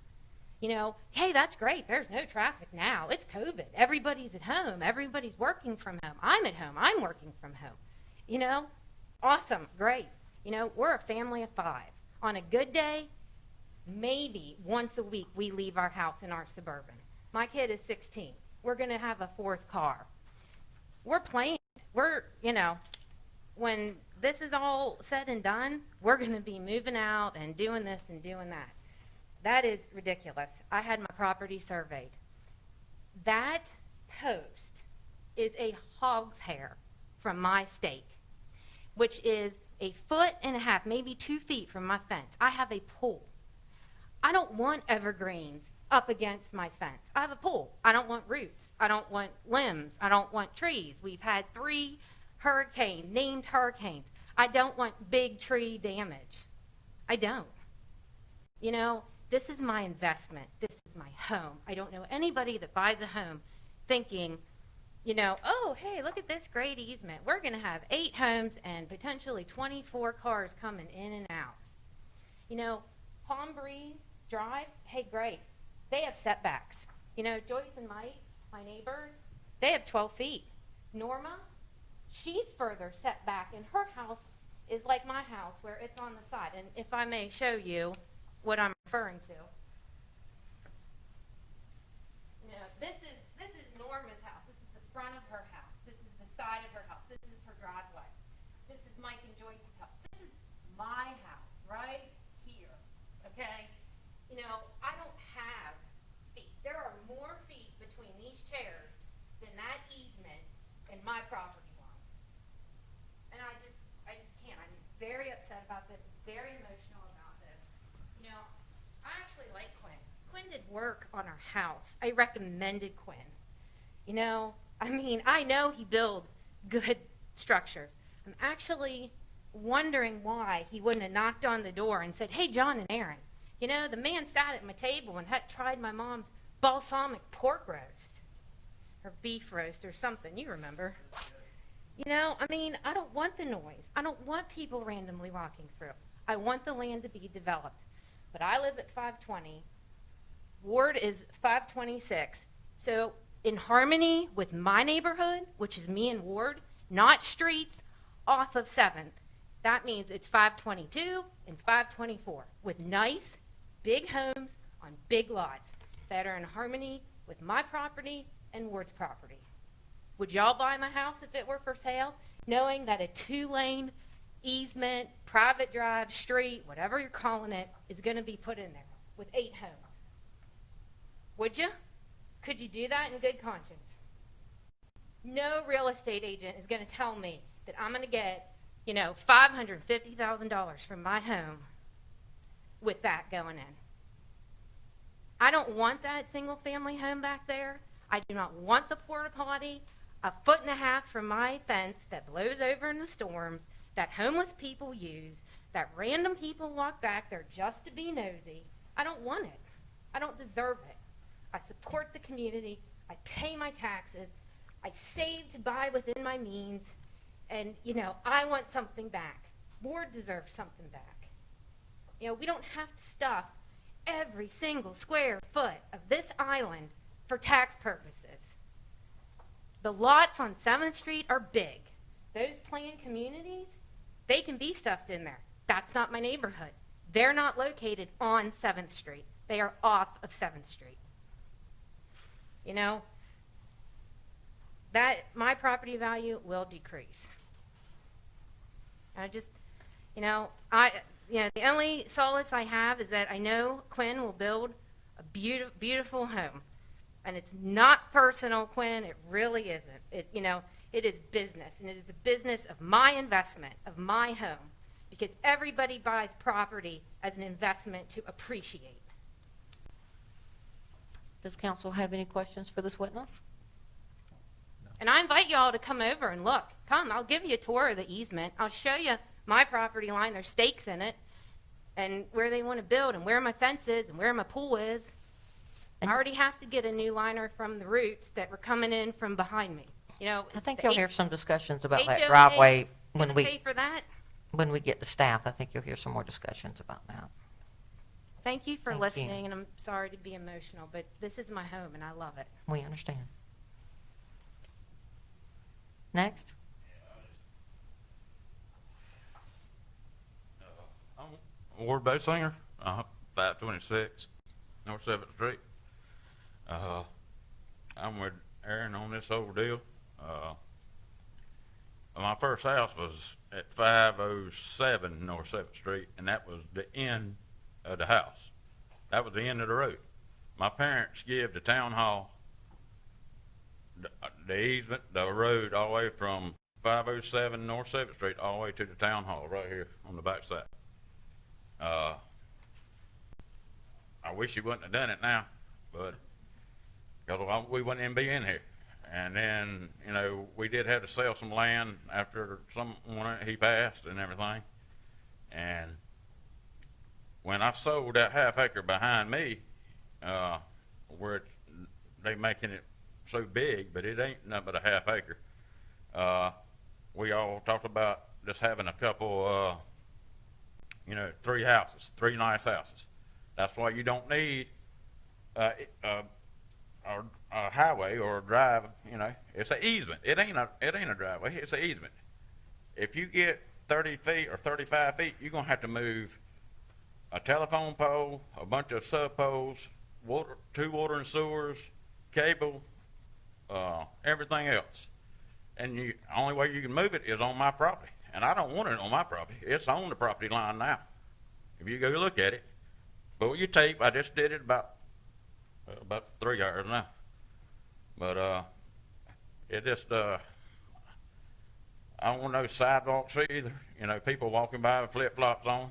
I like to really, on weekends, if I ain't fishing or something, I like to relax. And, you built the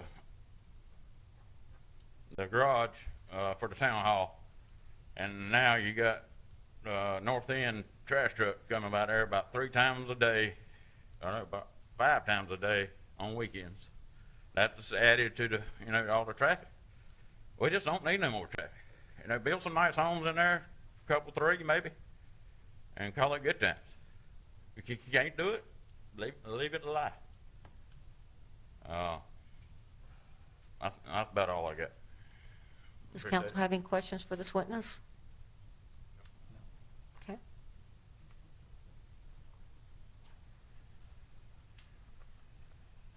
Hi, my name is Mark Campbell, and I live at 105 Palm Breeze Drive. If you guys could show that overhead view of the proposed development, CUP revised one. I want to show you where I live so I can give you some perspective.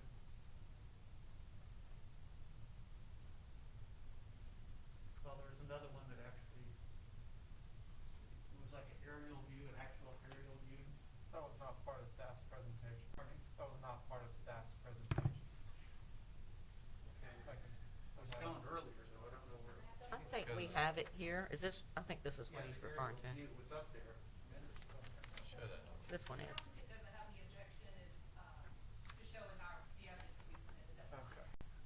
Yes, that's right. It was in your presentation.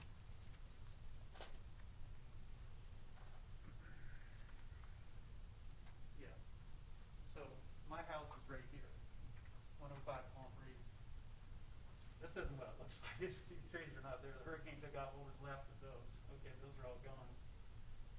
These two proposed houses, there's 13 feet between the end of this house and the property line. And I think the builder mentioned that. She's got a microphone I'm if you sorry. want to. Sorry, we need to capture what you're saying for the record. All right. Is it on? Can you all hear me? No, it's not on. I probably just turned it off, trying to turn it on. Or actually I have a pointer over here. If you might come over here. You can just click that middle button right here. There you go. This one? There you go. So, there's 13 feet between the back of these two small homes. And if you would, sir, just speak into the microphone so the people listening online can hear I'm a you teacher. and we can You record. think I know. know better. 50 years retired teacher, man. I still can't do this. Gotcha. Anyway, 13 feet behind from the bottom, from the base of this house here in the property line. And I don't know what the builder was talking about, large backyards. Look at my backyard and look at Ann's backyard, the White House next to me. They're small backyards, and they're very close to these proposed houses. My biggest objection are those three small houses right there that don't seem to fit with the neighborhood or with the development itself. They're just kind of crammed in there. I don't know why. Probably profit, I don't know. But, more houses, more money. So that's my biggest objection. There'd be there'd be two-story houses. There'd be right behind my house. And of course, it's just obvious that more people means more houses means more density, means more noise, means more light pollution, which means more traffic. And, if you want to take scientific evidence, I think the builder said he went down there and observed the cars. He's biased, number one. How scientific was that? What time of the day did he go? And we got a COVID going on. Nobody's driving anywhere. So throw that one out altogether. My wife and I, Jenny, were the first ones to move into Palm Breeze neighborhood. And we moved into it because it was a very beautiful natural area. That big lot behind us that they're going to be building on used to be filled with natural trees and live oaks. When the lady came in, she just mowed all that down. It was all gone, right? Which left our trees. I had two more big trees fall on my air conditioning unit this weekend. So, cutting down all those trees had an impact during the hurricane. All right. So, and Miles, when you mentioned that you're recommending this project, and the original plan was for 20 duplexes or whatever it was, how many duplexes? That was voted down you forgot to mention that was voted down by the Planning and Zoning Commission because there was such a large outcry. And the second Planning and Zoning meeting also recommended it didn't pass. So they were listening to the people who actually live there but don't have something to gain from it, whether it be a lawyer or a real estate agent or a builder. People that actually have to live in this area and, feel like our appreciation of nature, our reason we moved there is going to be gone. I did a little bit of research because I knew I was going to be getting up here and I wanted to have some evidence. So, I'm retired, but I'm working 40 hours a week anyway, and I had a little bit of time. The average size of the smaller lots, as I understand it, from my math, which might be poor, is about 5,600 square feet. The average size of the adjacent Palm Breeze neighborhood lots is 6,800 square feet. So, those smaller lots are the biggest problem. They don't, just look at it. Look at the density in that corner compared to the homes in the Palm Breeze neighborhood right behind them. That doesn't fit in with the natural, neighborhood look. I looked in a study by New Geography magazine that said traffic congestion increases whenever high-density policies are imposed wherever you are in the world. According to a 2019 article in Urban Espera magazine, the presence of green spaces in urban planning and buildings helps reduce the city's temperature by an average of 1 degree. Plants and trees also act like a filter for harmful air pollutants. And, leaving that place as a green space would be the best thing, but at least getting rid of those 3 small homes would help the situation, right? And if he's going to plant these trees, what's to say they're not going to be knocked down in a hurricane?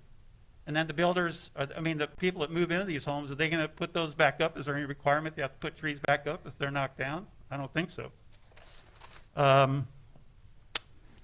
Just 1 or 2 more things. All right.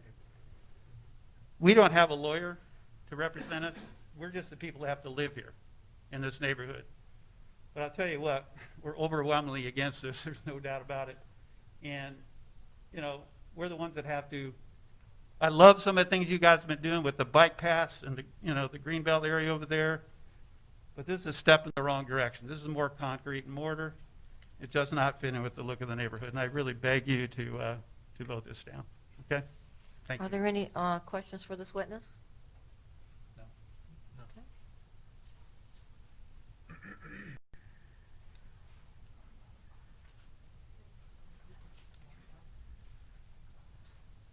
Hi, my name is Norma Weeks, and can you hear me okay?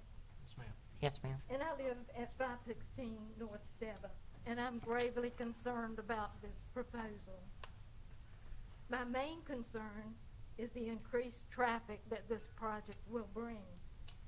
In this case, adding a minimum of 24 vehicles to an already busy street, and it is a busy street. The 3 neighborhoods on these 2 blocks of North 7th Street make for a lot of traffic daily. But the street is also used by the town's maintenance vehicles and others, which go back and forth all day long. Not only does this scenario make up for a very dense and noisy neighborhood, it will be more dangerous for folks who are out biking, walking their dogs. I am a lifelong resident of Carolina Beach, and as such, I have a vested interest in this town. Over the years, my husband and I built 3 residences in Carolina Beach. We raised our 3 children here and owned and operated 3 businesses. I've loved living here since the days of the 1 traffic light. Members of the town council, please put a stop to this proposal and others like it. Let's slow down and think about the safety and well-being of the residents and decide whether it would be an asset or a detriment to our town. Thank you. Are there any questions for Ms. Weeks? Thank you for coming.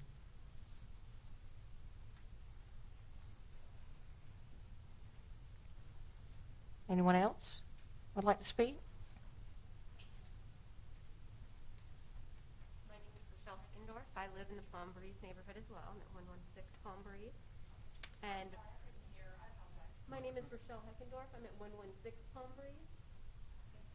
Absolutely. Can you pull that mic down, please? Is that better? Yeah. Okay. So some of the questions that I have are actually about the specs themselves of it. These houses are expected to be around 1,800 square feet. That doesn't include the garage, from what I understand, so you're going to take some of that off your square footage. Now, and there's no room for expansion in these houses. Currently, there are 56 houses in the Old Mariner, 7th Street, Palm Breeze, Island Palm subdivisions. Of these houses, 7 are on a slab, which is what these are proposed to be. The rest are on pilings and not in a flood zone, so they have the potential to be expanded on below for additional square footage, or they already have been expanded and have additional square footage. included in that. So given that, these houses actually are going to be smaller potentially in the long term. And my question is how will that not adversely affect our property values? Another concern I have is with the lot size. There seems to be a big focus on the 15 houses on an acre, but what isn't figured in is the access to these houses. Since the property is landlocked, a good chunk of the property is a road or a driveway, and there's no way around it. According to the Carolina Beach Municipal Code, Article 3, Section 40-66, the right-of-way, public or private, for streets and roads shall not be considered a part of a lot or open space. The application says that the open space is 88%, but nowhere in the square footage is the percentage of the roadway or driveway mentioned. It seems that that's included as part of the open space. Is this allowable? Is that something that can be considered?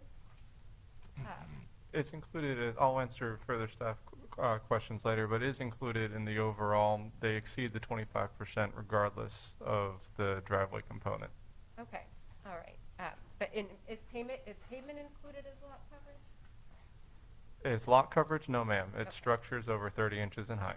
Okay. And so I will leave I'm my sure that comments Miles now. is taking notes on questions that you guys have, so when we go back to staff, he'll answer those questions. Okay, excellent. And then it also says that the houses have 5,000 square foot minimum lots.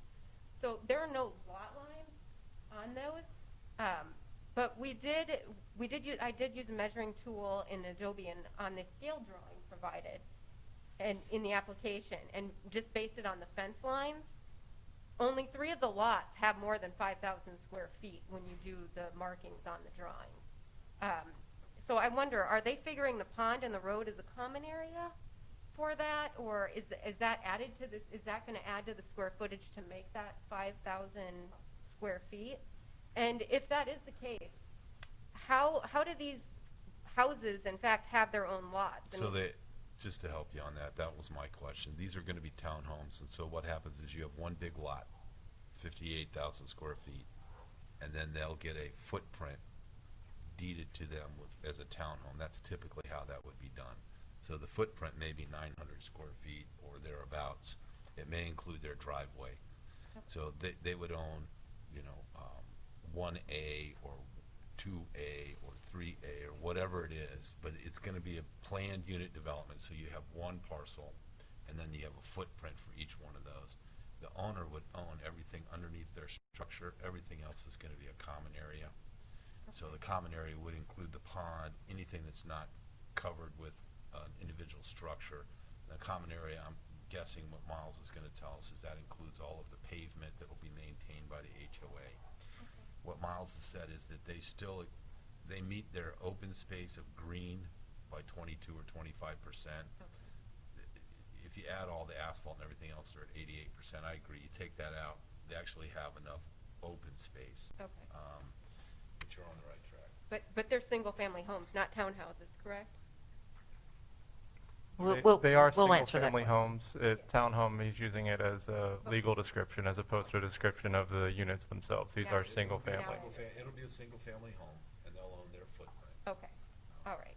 I just wanted to make sure I understood that correctly. And then, I guess, my concern is too, is upon resale, how will that work and be in our favor, since they don't actually truly seem to own the same chunk of property that these other subdivisions do? I mean, that's got to affect property values at I'm not an resale. attorney, so I would have to defer to our town attorney or someone else if you want to explain it or not. I was just going to remind everybody that testimony has to be on the 4 general citizen-specific standards, and that you are speaking at public comment to direct your questions to council, and then staff will follow up with it. Okay, all right, thank you, sorry about that. And then, that was my question about that. And then the other question I have is the driveways. It didn't show the specs on all of the driveways for all of the different houses. It just did on the first 3. Those do seem to have the allotted amount, but on 4 of the 5 driveways, it didn't show measurements. Again, I used that Adobe tool to get it, and they're less than 20 feet in length. And you can even look and see how short those driveways are compared to other driveways. They're less than 20 feet in length. a standard bed crew cab pickup truck is over 20 feet long.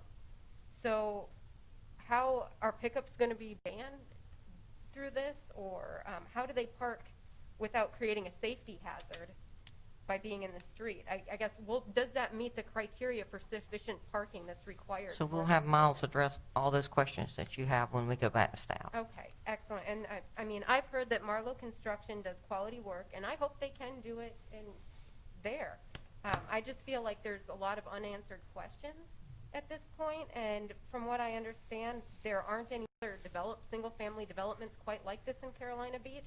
So that being said, this decision sets a precedent for future development, and I just ask that the town council gets answers to these questions before they let this go through. And that's all I have. Council have any questions for this witness? Okay, thank you. Thank you. Anyone else?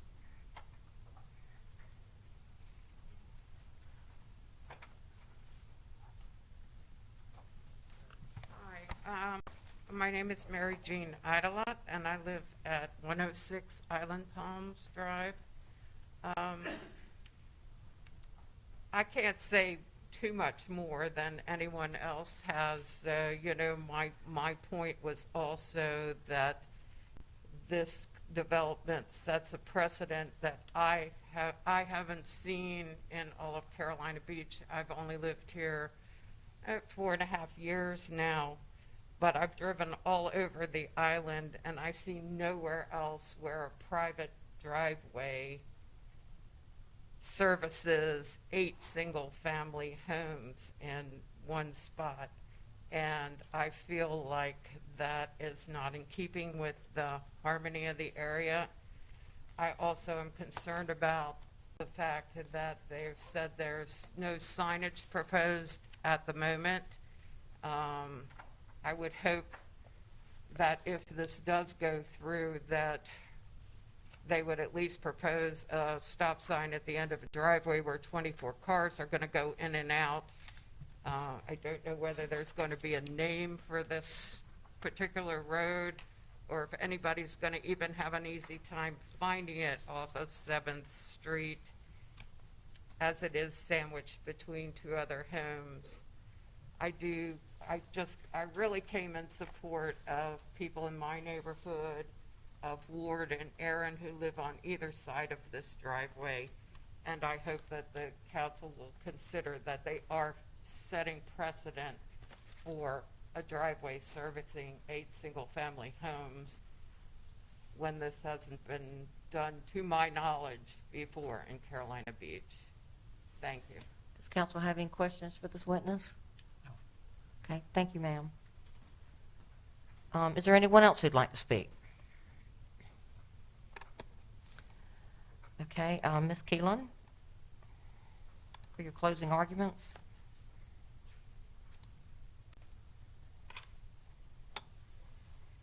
Well, first of all, thank you all for your time and patience, and obviously good attention to all of this, as I can see. And I appreciate all the comments that have been made by various members of the public who have an interest in this project. As I said that I was going to do, I want to go ahead and formally ask that all of the slides and other documents that have been presented, including the agenda packet, be formally accepted into the record. Would also ask that Ms. Lunsden's testimony and evaluation be accepted as expert testimony. I believe she adequately laid a foundation for her qualifications. And also to renew my objection to the testimony that did consist of, and I'm not diminishing it, but that consisted of emotional and fear-based and speculative concerns. Again, I'm not diminishing it. I'm a person who has a home, and I understand all of that.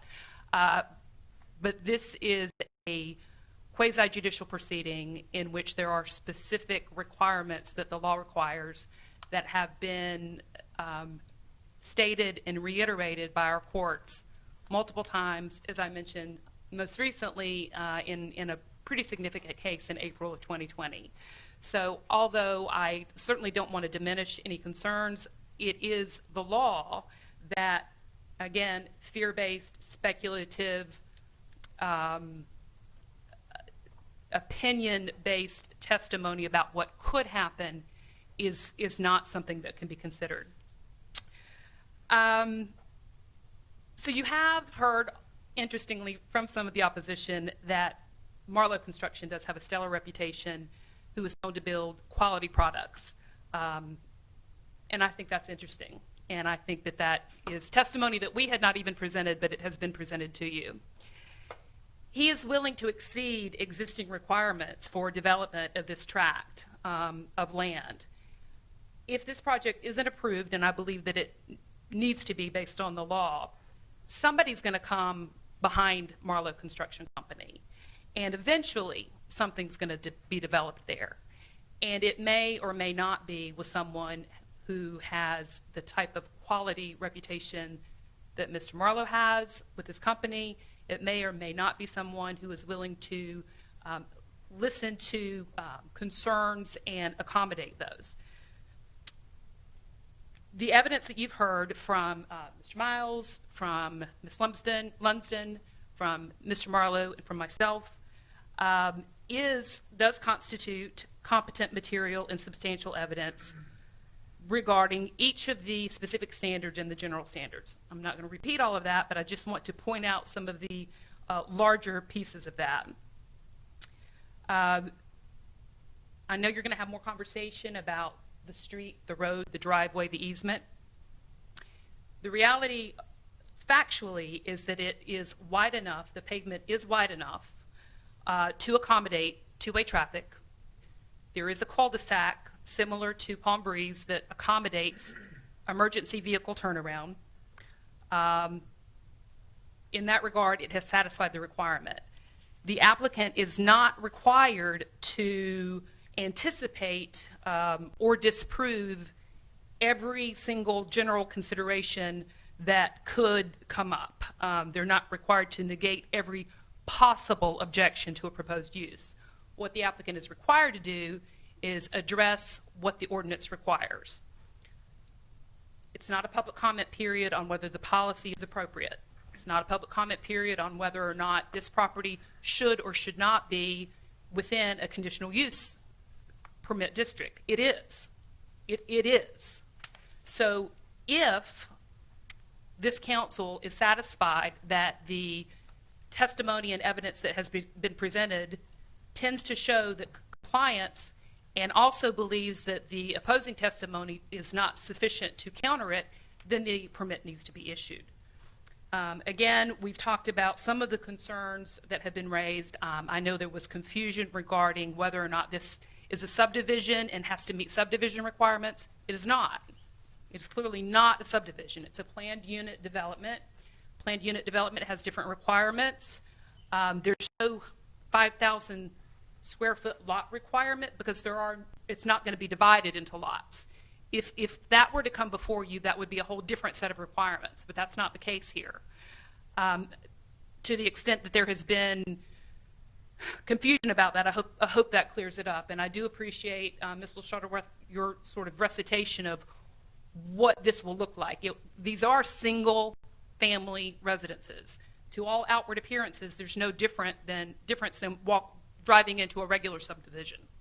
It's a legal term, and correctly, there's a homeowners association that would be developed that would have responsibility for the road, responsibility for any street lights, responsibility for the stormwater pond, all of those things.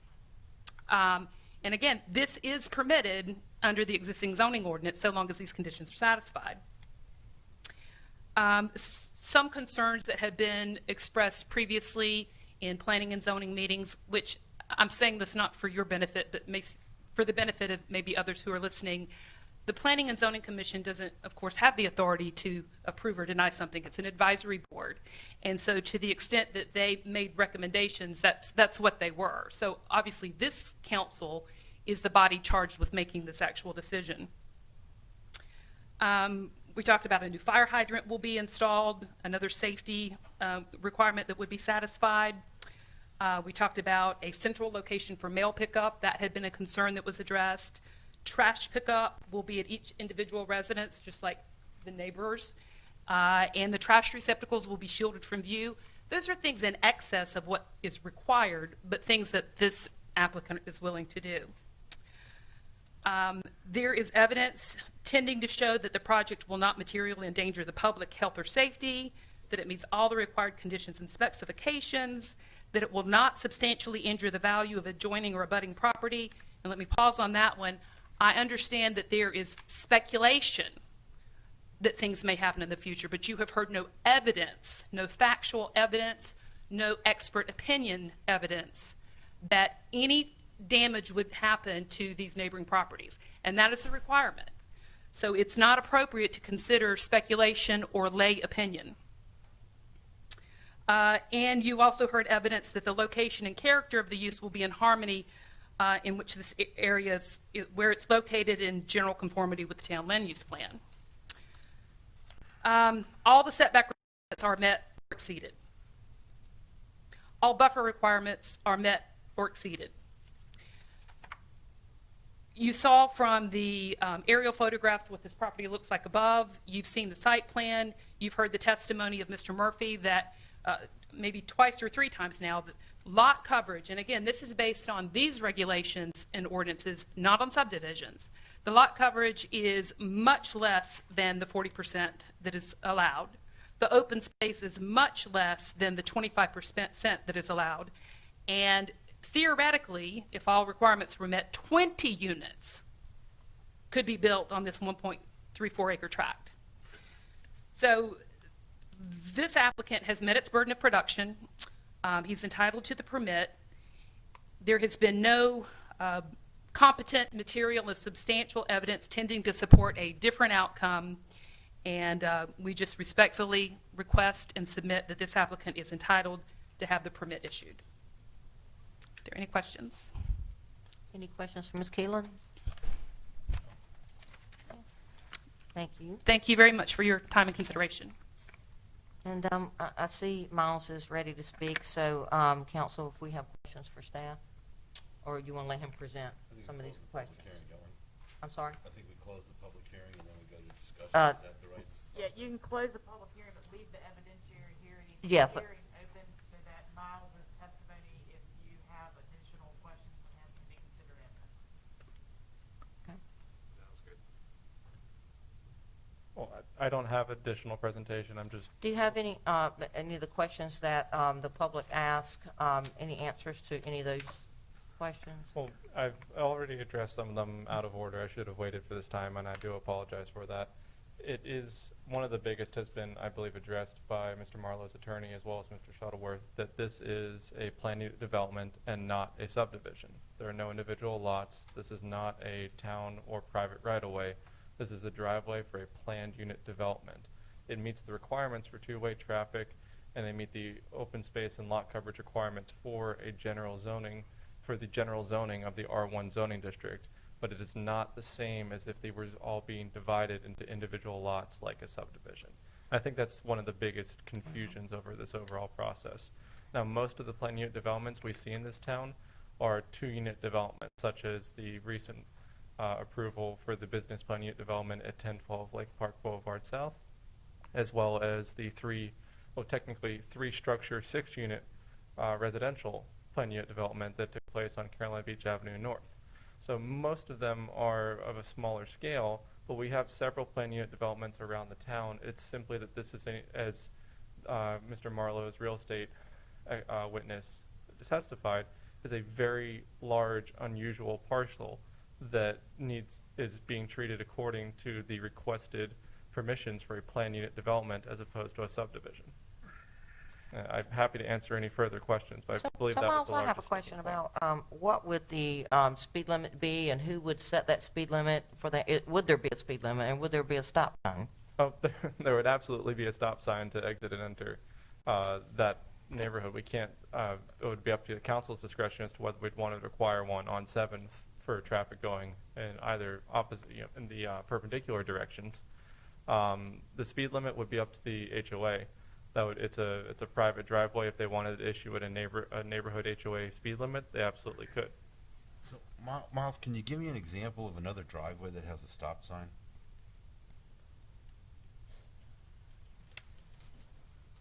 To be completely honest, sir, I cannot in Carolina Beach, though. I can't my think of another experience. driveway that has a stop sign. Can you tell me where the water and sewer utilities are gonna run in this driveway? My understanding is that they're going to be going through the edge of the driveway themselves. So do we have a 30-foot easement for utilities? I know when we did the Grove, we ran into some problems back there, and Gil came back and wanted a 30-foot sewer easement because he had to put a sewer line in the ground, and he wanted to be able to put a truck 15 feet on each side of that. I think we negotiated a 20-foot easement. But there has to be a utility easement. So if you have 32 feet and 22 of it is asphalt, technically, Mark, you want to come up and tell me where you think you're going to put water and sewer utilities? Technically, I can't answer unless it's Okay. Next question I have, Miles, is I was reading in there, there's something about was it a grinder? Talk to me about the sewer. Was it a grinder pump that we're going to do and do a low pressure into one sewer line that each one of these units? I'm just curious on how the utilities are going to serve this lot. Okay, and then I would also ask you, I understand they don't have a stormwater permit yet, but when you look at this pond, there has to be an outfall. There is no public stormwater on 7th Street. So where do you think that outfall is going to go? Because having done research before on this property, there is no good outfall for this stormwater. So, I mean, maybe you or Ed or Jeremy can tell me, I know they have to go get a stormwater permit. They can't move forward without it, but Well, there are aspects of this design which may cause them to diminish in size based on stormwater requirements and utility requirements.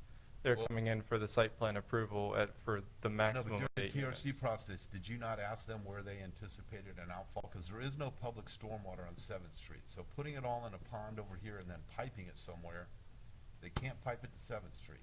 The map doesn't show a proposed easement for stormwater.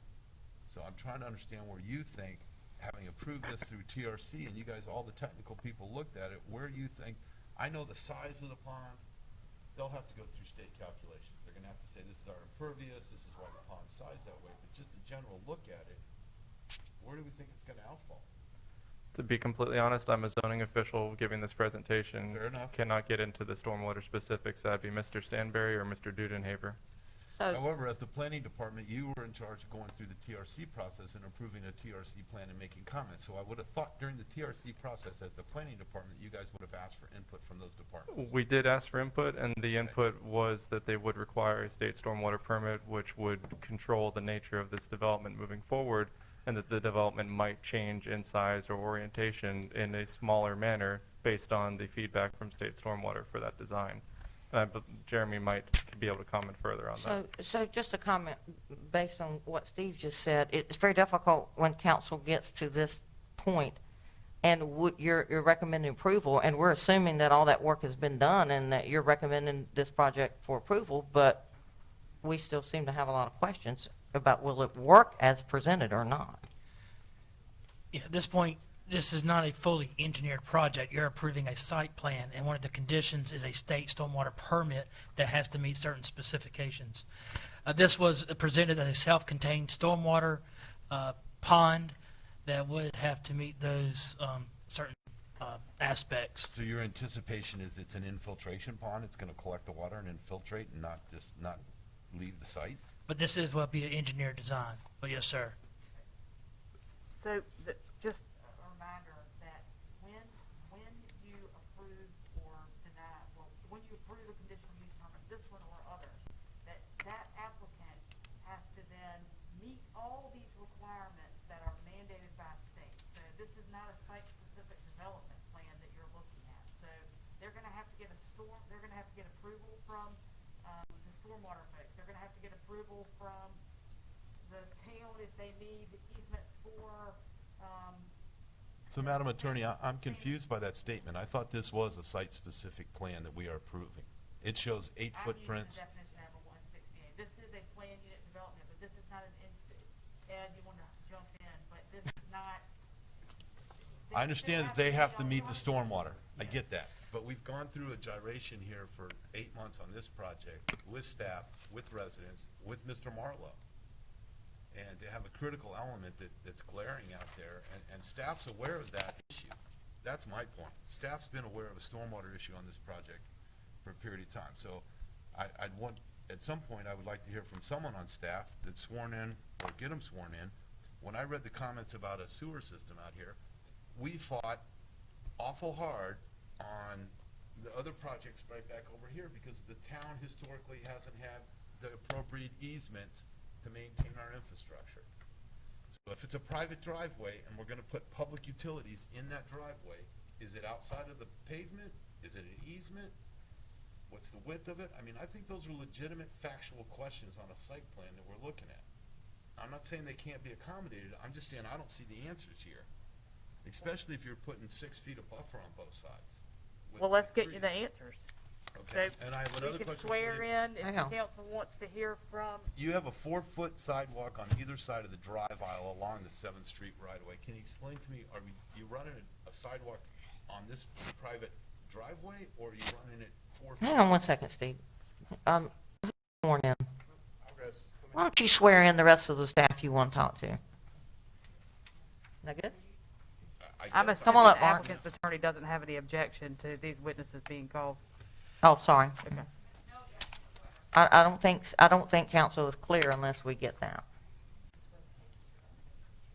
Am I making a mountain out of a molehill? Are you guys tracking me? Well, we're depending on. Okay, so who do you want to talk to, Steve? I can start it. Okay, great.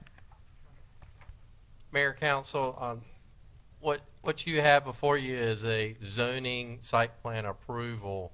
And we typically do these conditional use permits. When you're approving a conditional use permit, we do go through a TRC process, and we do look at some of the basics for water, sewer, stormwater that we're having discussions about. But the only thing the applicant is required to provide in this process is the zoning the zoning requirements. They're not required to go through, as the attorneys point out, all the nuances of the water, sewer, stormwater. We do talk to them about what that's going to look like, so that is something that we've had discussions, but there will be a condition. One of the conditions of the CUP is they will have to get all those state, local, federal permits and make sure that that is in compliance with the overall zoning approval. So that all those nuances will be addressed and is addressed in your conditional use Ed, permit grant. who issues our water and sewer permits? Are these county permits or town of Carolina Beach permits for water and sewer? For their For town. water and sewer, they're town permits. So the town's gonna approve the design. Is that right? Right. Okay. Stormwater, I saw in here you said they have to get a state stormwater permit. Is that because we're over a certain size, or has Brian decided he wanted to go get help? Because he's approved other projects that are this large internally. So is there a reason why you said he has to get a state stormwater permit? Because we issue our own stormwater permit. It's a state stormwater permit would be required because of the scope of the project. Now, we do have the authority as a town given us to the state to issue a state stormwater permit. And 90% of the permits that we issue in Carolina Beach for stormwater are issued by us on a state permit. Is that right? I mean, very rarely. Majority, yes, sir. Well, we're not in deliberation, so we'll get there. Are there any other questions for staff? Did you have a question for Mark? My question was on the sewer. What was I reading in there about the sewer and a grinder pump or a pump system? That to me would denote that we have some kind of private infrastructure. And Mark, for the public, can you tell them who you are, what you do for the town? Mark Meyer, Director of Public Utilities, Town of Carolina Beach.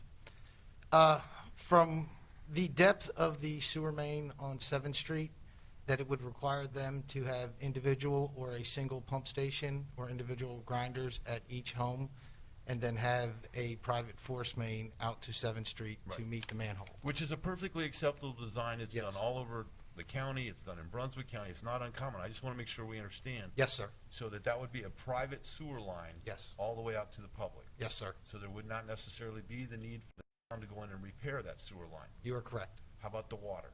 The water, if this were to be a private driveway, we would put a bank of water meters at the edge of 7th Street, and they would be required to run the services to the individual homes. So you We would run not, it would 7 be water lines down that driveway?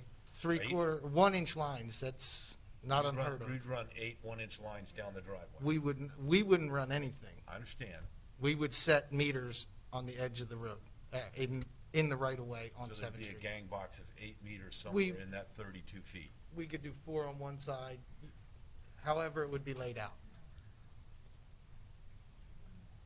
Okay, you guys What tracking about on that? other services? What about, so I assume the way this is laid out, this would be one address from legally, right at the end of that driveway.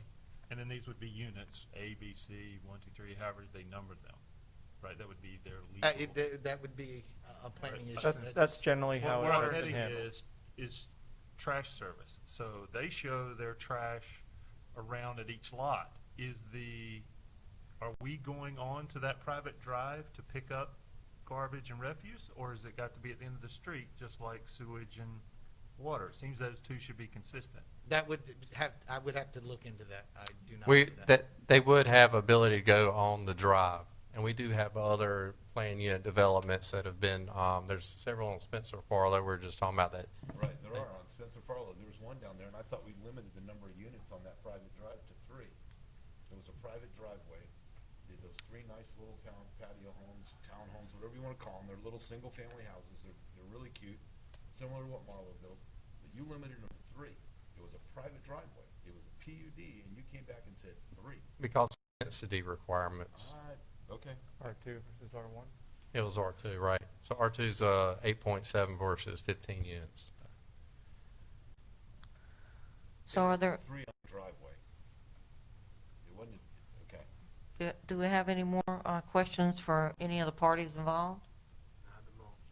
I do have one question about the particular driveways going to the house. I forget who mentioned it, that a truck is more than 20 feet long. Now, are these driveways, do we know that they're going to be able to handle vehicles? The parking spaces required by the town are 9 feet by 18 foot long. Those are standard zoning parking space requirements. We don't dictate it based on the size of vehicles purchased. It's once again, it's a theoretical scenario. I mean, we have parking up and down, in and out throughout the town where 3 parking spaces are required for a 4-bedroom home for one person who lives there versus, a same number of people with 5 people living there. The parking fluctuates. It's just a general parking requirement for 3 9-foot by 18-foot spaces for a 3 to 4-bedroom home. Thank you. Yes, sir. And I had one more. If you mentioned, I apologize, but what was P&Z's recommendation on this? P&Z's most recent recommendation was a split vote. So they didn't make one? There was 3 yays and 3 nays at the most recent meeting for the 8 single-family units.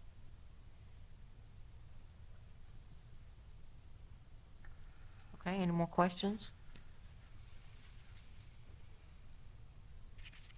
Okay, so if not, we'll move into our deliberations.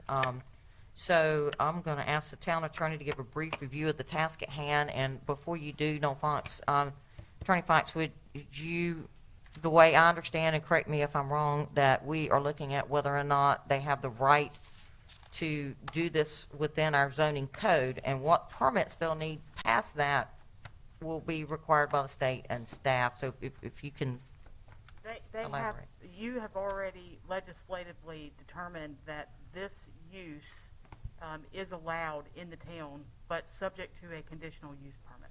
So those standards are already set out in the town's code. In addition to that, which the grant order will include, they will have to get all of the permission slips from all of the state agencies that are required for them to eventually be able to sell these homes. So that is a standard provision in a grant order. I think staff has also requested as a condition a 4-foot sidewalk, which that was on the motion. Other than that, I don't know that there were any other conditions that were requested So- by staff. I had a question about the 4-foot sidewalk. Okay. Is that along both sides of the driveway, or is it just on the remnants of what it fronts on 7th Street? It is on 7th Street within the right-of-way. Well, it's not a right-of-way because it's a driveway. 7th Street is a right-of-way. So Right, but they have 32 feet. He's doing 22 of asphalt. Are you asking him to put 5 feet of sidewalk on each side, or are you asking him to run it 2 blocks one direction? Or no, it would just be the frontage that the property is on 7th. So it would be So his he's got drive, 32 feet less 22, you're asking him to do 5 feet of concrete on both sides of his I driveway. think it would be about 6 feet, but yes. Do we have is it gonna connect the sidewalks, or is it just gonna patch that one little spot? There is a driveway ends at Old Mariners In front of Village. the other residents over there, the gentleman that spoke, does he have a sidewalk in front of his He property? does not. So that's The what, lady on the other side have a sidewalk in front of her property? No. So we're gonna have a gap. We're gonna have a sidewalk that Jasmine tells me from time to time, she takes a picture and shows her kid walking on a sidewalk, and it stops right at that gentleman's house. Yes, sir. Every And then we're chance. just gonna ask to put 2 6-foot sections in the middle of the street. Council can certainly waive that requirement. I understand, I just wanna make sure I'm. yeah, we know that, but why did you ask for it, would be my Staff's question. recommendation is whenever we can get sidewalks, we want sidewalks. And our bike ped plan states that sidewalks is a desirable location on 7th Street. And looking at the map, that sidewalk would join into, well, let's take Mr. Basinger's property. Would it go into his driveway? Because it does not look like it can continue on through Old Mariner. It would stub out into his property, but which is in the right of way. And it picks back up at Old Mariners. Right. There is one There's there. right away in front of Mr. Basinger's house. Eh. Theoretically, if someone wanted to extend a sidewalk from this driveway all the way to the existing sidewalk, they could do it in the public right of way. Even though it's in front of someone else's house, it's not there today, it's in the right of way. Right. Is that right? And the same on the other side, it would go through this lady's property, through the driveway, and stop at the next house? Correct. Actually, I think they're just talking about putting, He's just talking 6 feet on each side of the driveway. That's it. It wouldn't go to in front of Basinger's, and it wouldn't go in front of. I got you. Delaney's house. Is there sidewalk south of, south of your house? So it just stops north of Basinger's house? Sir, Right, sir, and it you stops can't, right there. you, Okay, I get it, yeah, sorry. we can't hear any conversation from the audience at this point. What? Okay. Gentlemen, discussion?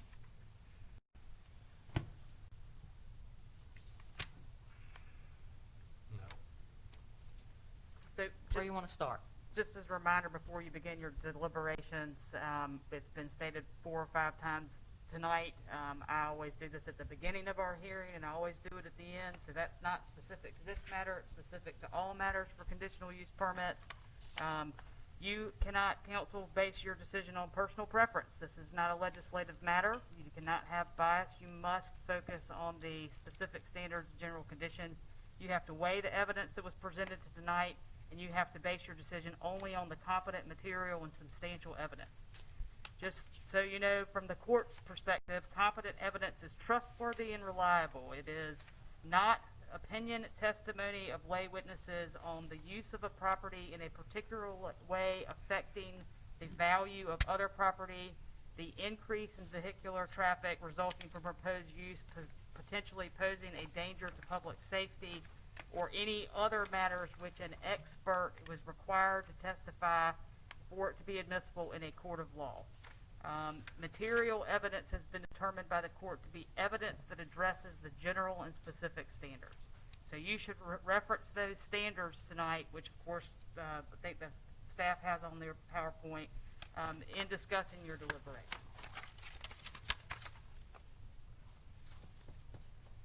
Discussion? So Ms. Fox, unless we've heard direct expert evidence that this project does not meet the character and harmony of the surrounding area, if we have not heard expert witness to that fact, Doesn't have to be expert, excuse me, I'm interrupting you, but all testimony doesn't have to be expert testimony, but there are some things that the court has said that experts must testify on. Real estate appraisals, right, real estate brokers, appraisers, licensed credentials. We've had them appear at our hearings before. but harmony and conformity is subjective? It is more subjective. Legislatively, when you put this in your code as a permitted use by conditional right, the council at that time legislatively determined that there were some things that were in harmony with the R1 district. Just by putting that in your code. When the public hearings took place and you adopted your code, you have determined that there was harmony for some factors at that time. That doesn't mean the things haven't changed in some respect, but any evidence that you are considering must be competent and material and substantial. So I hear you saying that as far as to devalue someone's property, they would have to have an expert witness testify about devaluing the property. That's Where we correct. heard someone testify that it valued the property. You can Or only would not. consider expert testimony that would be admissible in the court on something such as value.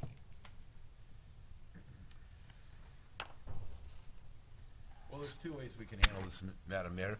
We could have a motion and then see how the vote goes and have that discussion, or you can have a discussion to try and formulate a motion. Well, let's talk about it for just a minute. Let's Does anybody have any things they want to bring up or things that would help us maybe have some vision one way or another?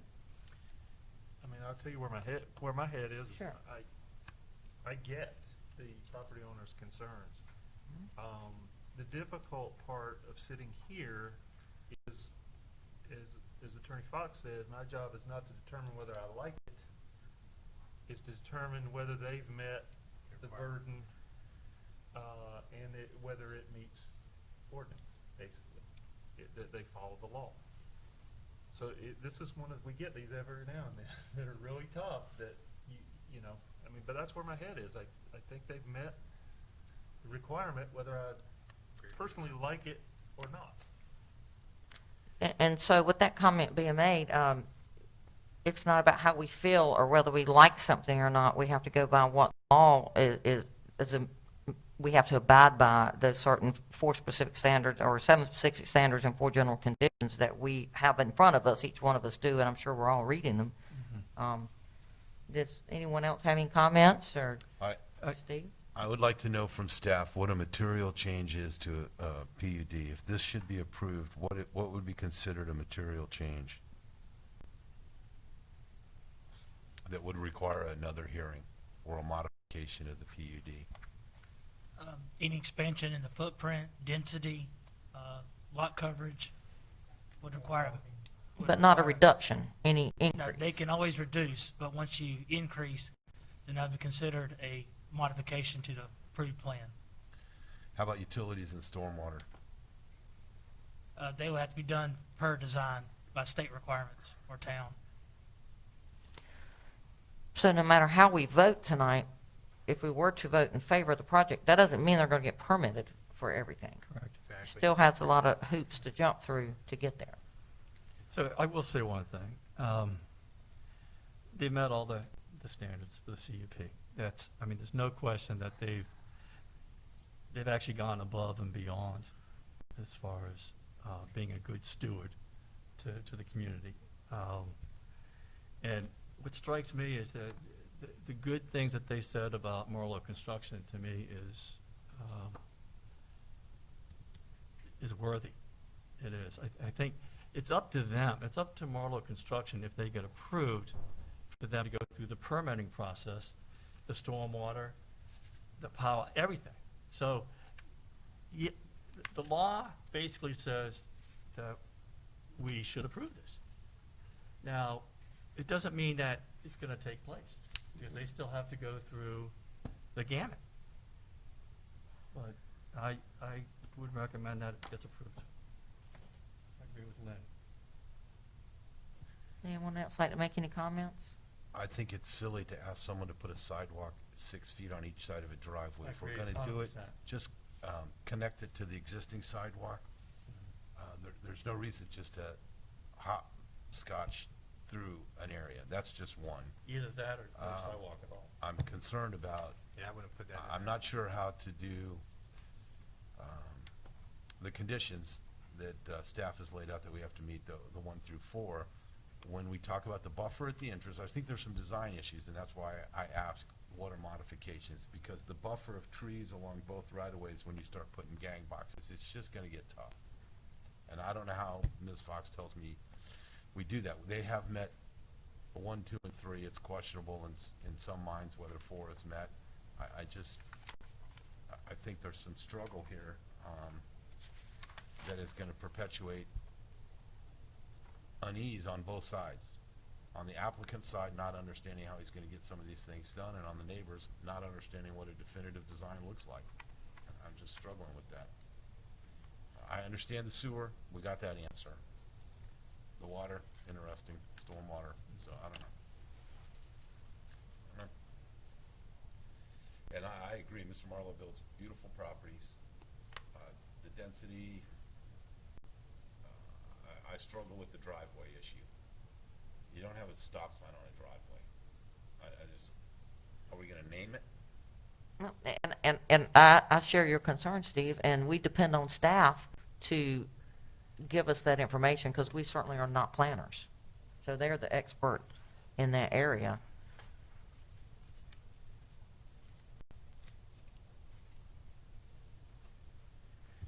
We have tough calls at the moment.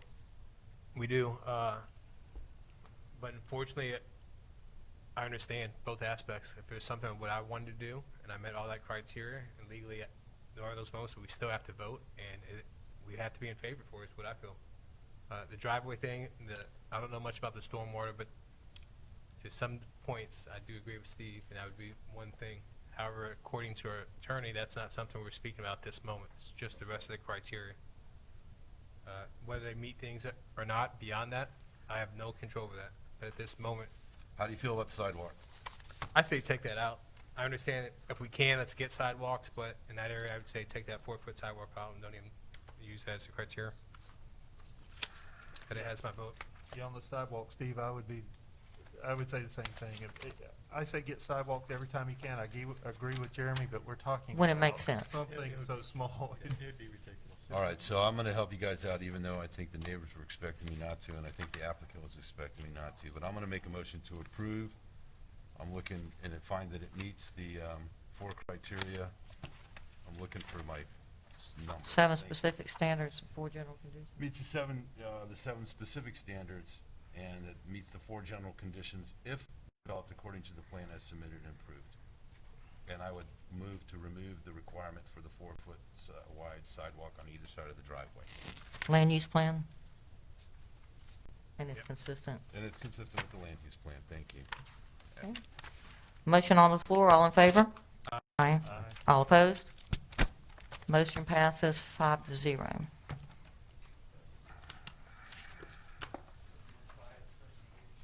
For the record, I hate these. Oh, my God. For the record, I hate these. You still like this job? Well, you got citizens doing the right, everybody's doing the right thing. It's just an unfortunate situation. If I lived there. And Mr. Marlowe, we hope that you would, I know you're a great guy, and you guys build a wonderful product. We hope that you would work with these residents and in harmony and good faith for the community. Thank you. All right, so we're going to move along. Do we have any non-agenda items? Yes, ma'am. Oh, sorry, I didn't close, did I? All right, I'm sorry. I'll make a motion that we close our evidentiary hearing. All in favor? Aye. Aye. Sorry about that, Ms. Fox. I knew you were keeping me in line. Real quick, council, I never have a non-agenda item, but tonight, the manager was contacted by a property owner of 1814 North Carolina Beach Avenue. This property is in many ways, or almost completely, it's vacant, it's underwater. I don't know if Ed can pull it up, but these property owners have inherited this through their parents' estate, and they would like to donate it to the town. 1814? Yep, North Carolina Beach Avenue. I have had an initial conversation with them. I told them that I would place it before you tonight to get some consensus as to whether or not you wanted to accept the property, and then I would work with their attorney to facilitate that. So, on Landglide, that shows that as a 100% submerged property. Yeah, it's really owned by the state of North Carolina. But if it were, and it will likely continue to be owned by the state of North Carolina, because that area is systematically renourished through the public funds. I think that they would probably just want to do a quick claim deed, just saying whatever interest, but they're still getting a tax bill every year. So I think that's part of the motivation. It shows up that they are the owners of it. The state has not declared that they are the owner of it. The statute says that water underwater I mean, land underwater, submerged land is owned by the state of North Carolina, but they are being taxed $200 a year, I think. So we own one. Well, that's not right. Frank Davidson owns one, the Pure Associates owns one, and EBH LLC owns one. That's wild. The appraised value is $200. How much? The appraised value is $200. Attorney Fox, is there any liability for us accepting that? I think the state owns it right now. We own the one next door to it. And we already own the one next door to it. You know, it is submerged. I'm assuming that this aerial photo is correct. I know that this area is renourished. Is that your recommendation? It's whatever council would like. Well, I mean, If there's no liability, but you see no liability for us, so why wouldn't we? Other than we lose $200. Well, I mean, I think I was wrong. The value of it's $200. Yes, if they're receiving a tax bill, which I don't know, the county sends out a tax bill for vacant. well, Bruce, do you have a recommendation?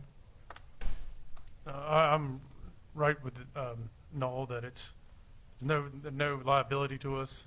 It's helping them close out an estate, and it's just absolutely. Sounds good? Yeah, I say do it. Can we Do you need a intervene vote? it to the state? I think the state already owns it. I understand that, but legally, okay. Do we need to do anything? All right, are there any other non-agenda items? I have a couple. Go ahead, Joe down. The first one is, been spending a good bit amount of time out and about, and randomly on the weekends, Friday I have lunch with my mom's out at the boardwalk, and I've seen a handful of issues that I just feel that maybe we should have a better presence at the boardwalk in regards to somebody just down their foot traffic every hour or so. Ton of dogs, ton of just rude people to other rude people. And just having that police presence during this time, people are more inclined to social distance. Maybe I should have my mask. Maybe my dog shouldn't be showering in the showers. Just a handful of little things I noticed that I sat there for almost a good 3 hours. I never saw one cop. The only time I saw a cop was whenever I was leaving. They were parked at the circle. But maybe I missed it, but I was people watching, and it's a good place to people watch. But I noticed that, and then the week before, I had a resident ask me about that, and so I was kind of more paying attention to that.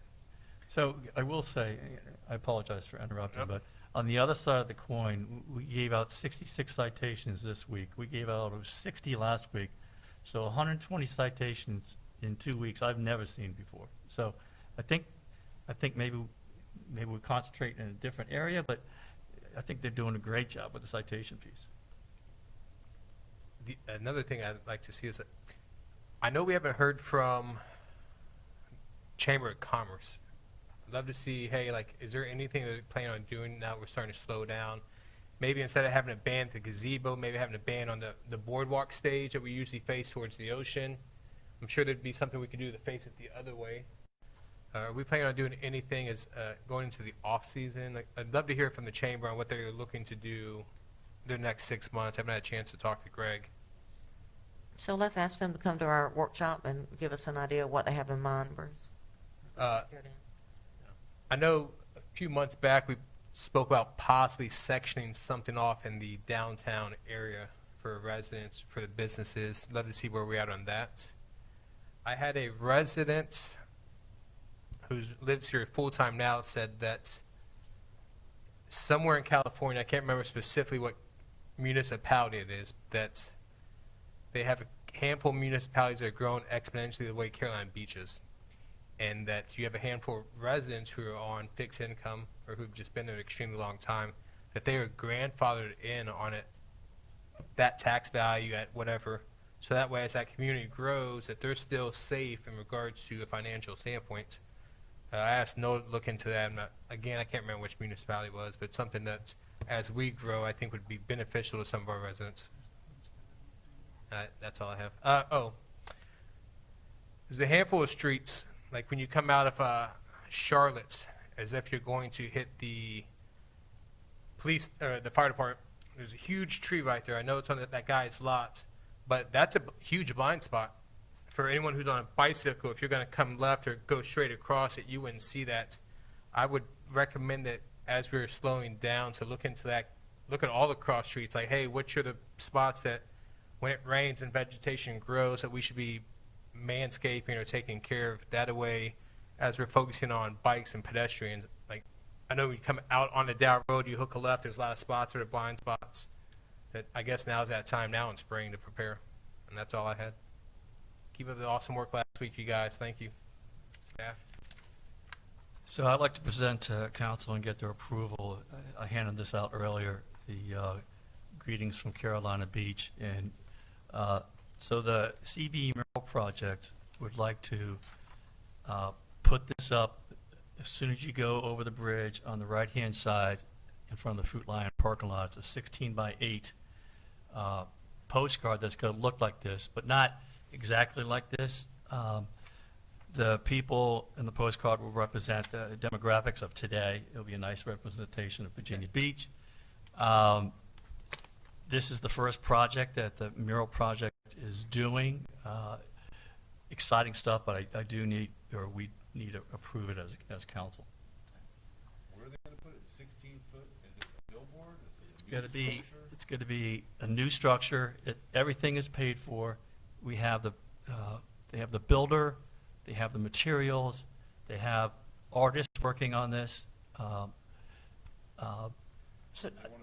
So Steve, we had some discussions last week with NCDOT about a Welcome to Carolina Beach sign. I did not know myself that when Jeremy brought it up, that they were trying to get permission from DOT to put a sign up. Is this a metal sign or It's a wood sign. a wooden sign? It's going to be wooden. What I'm used to seeing is some kind of metal sign on a post that says "Welcome to XX town." So This is 8 feet high by 16 feet wide. Correct. Is it gonna be in the right of way? It is, the NCDOT gave us a verbal. Did they tell you it was okay? That's my only question for you, Jay. Did DOT say you Would could they put it up? Yeah, DOT said that they would allow, most likely allow it in the right of way. depending on what the presentation was. But Jeremy, did you call that gentleman that he gave us the phone number for? I did, yes. And this is the kind of the area working with kind of I think the number one option that the beautification committee wanted, and working with DOT to come in right over the bridge, locating in DOT's right of way, the location of the sign. That wouldn't be in any site triangles, or Yeah, it'd be a safer location. There's a sloping hill that goes down there. Coming down the hill. Yeah, so kind of where Coming it down the flattens hill. out. Would the mural project maintain this maintenance-wise yearly? Yes, they will.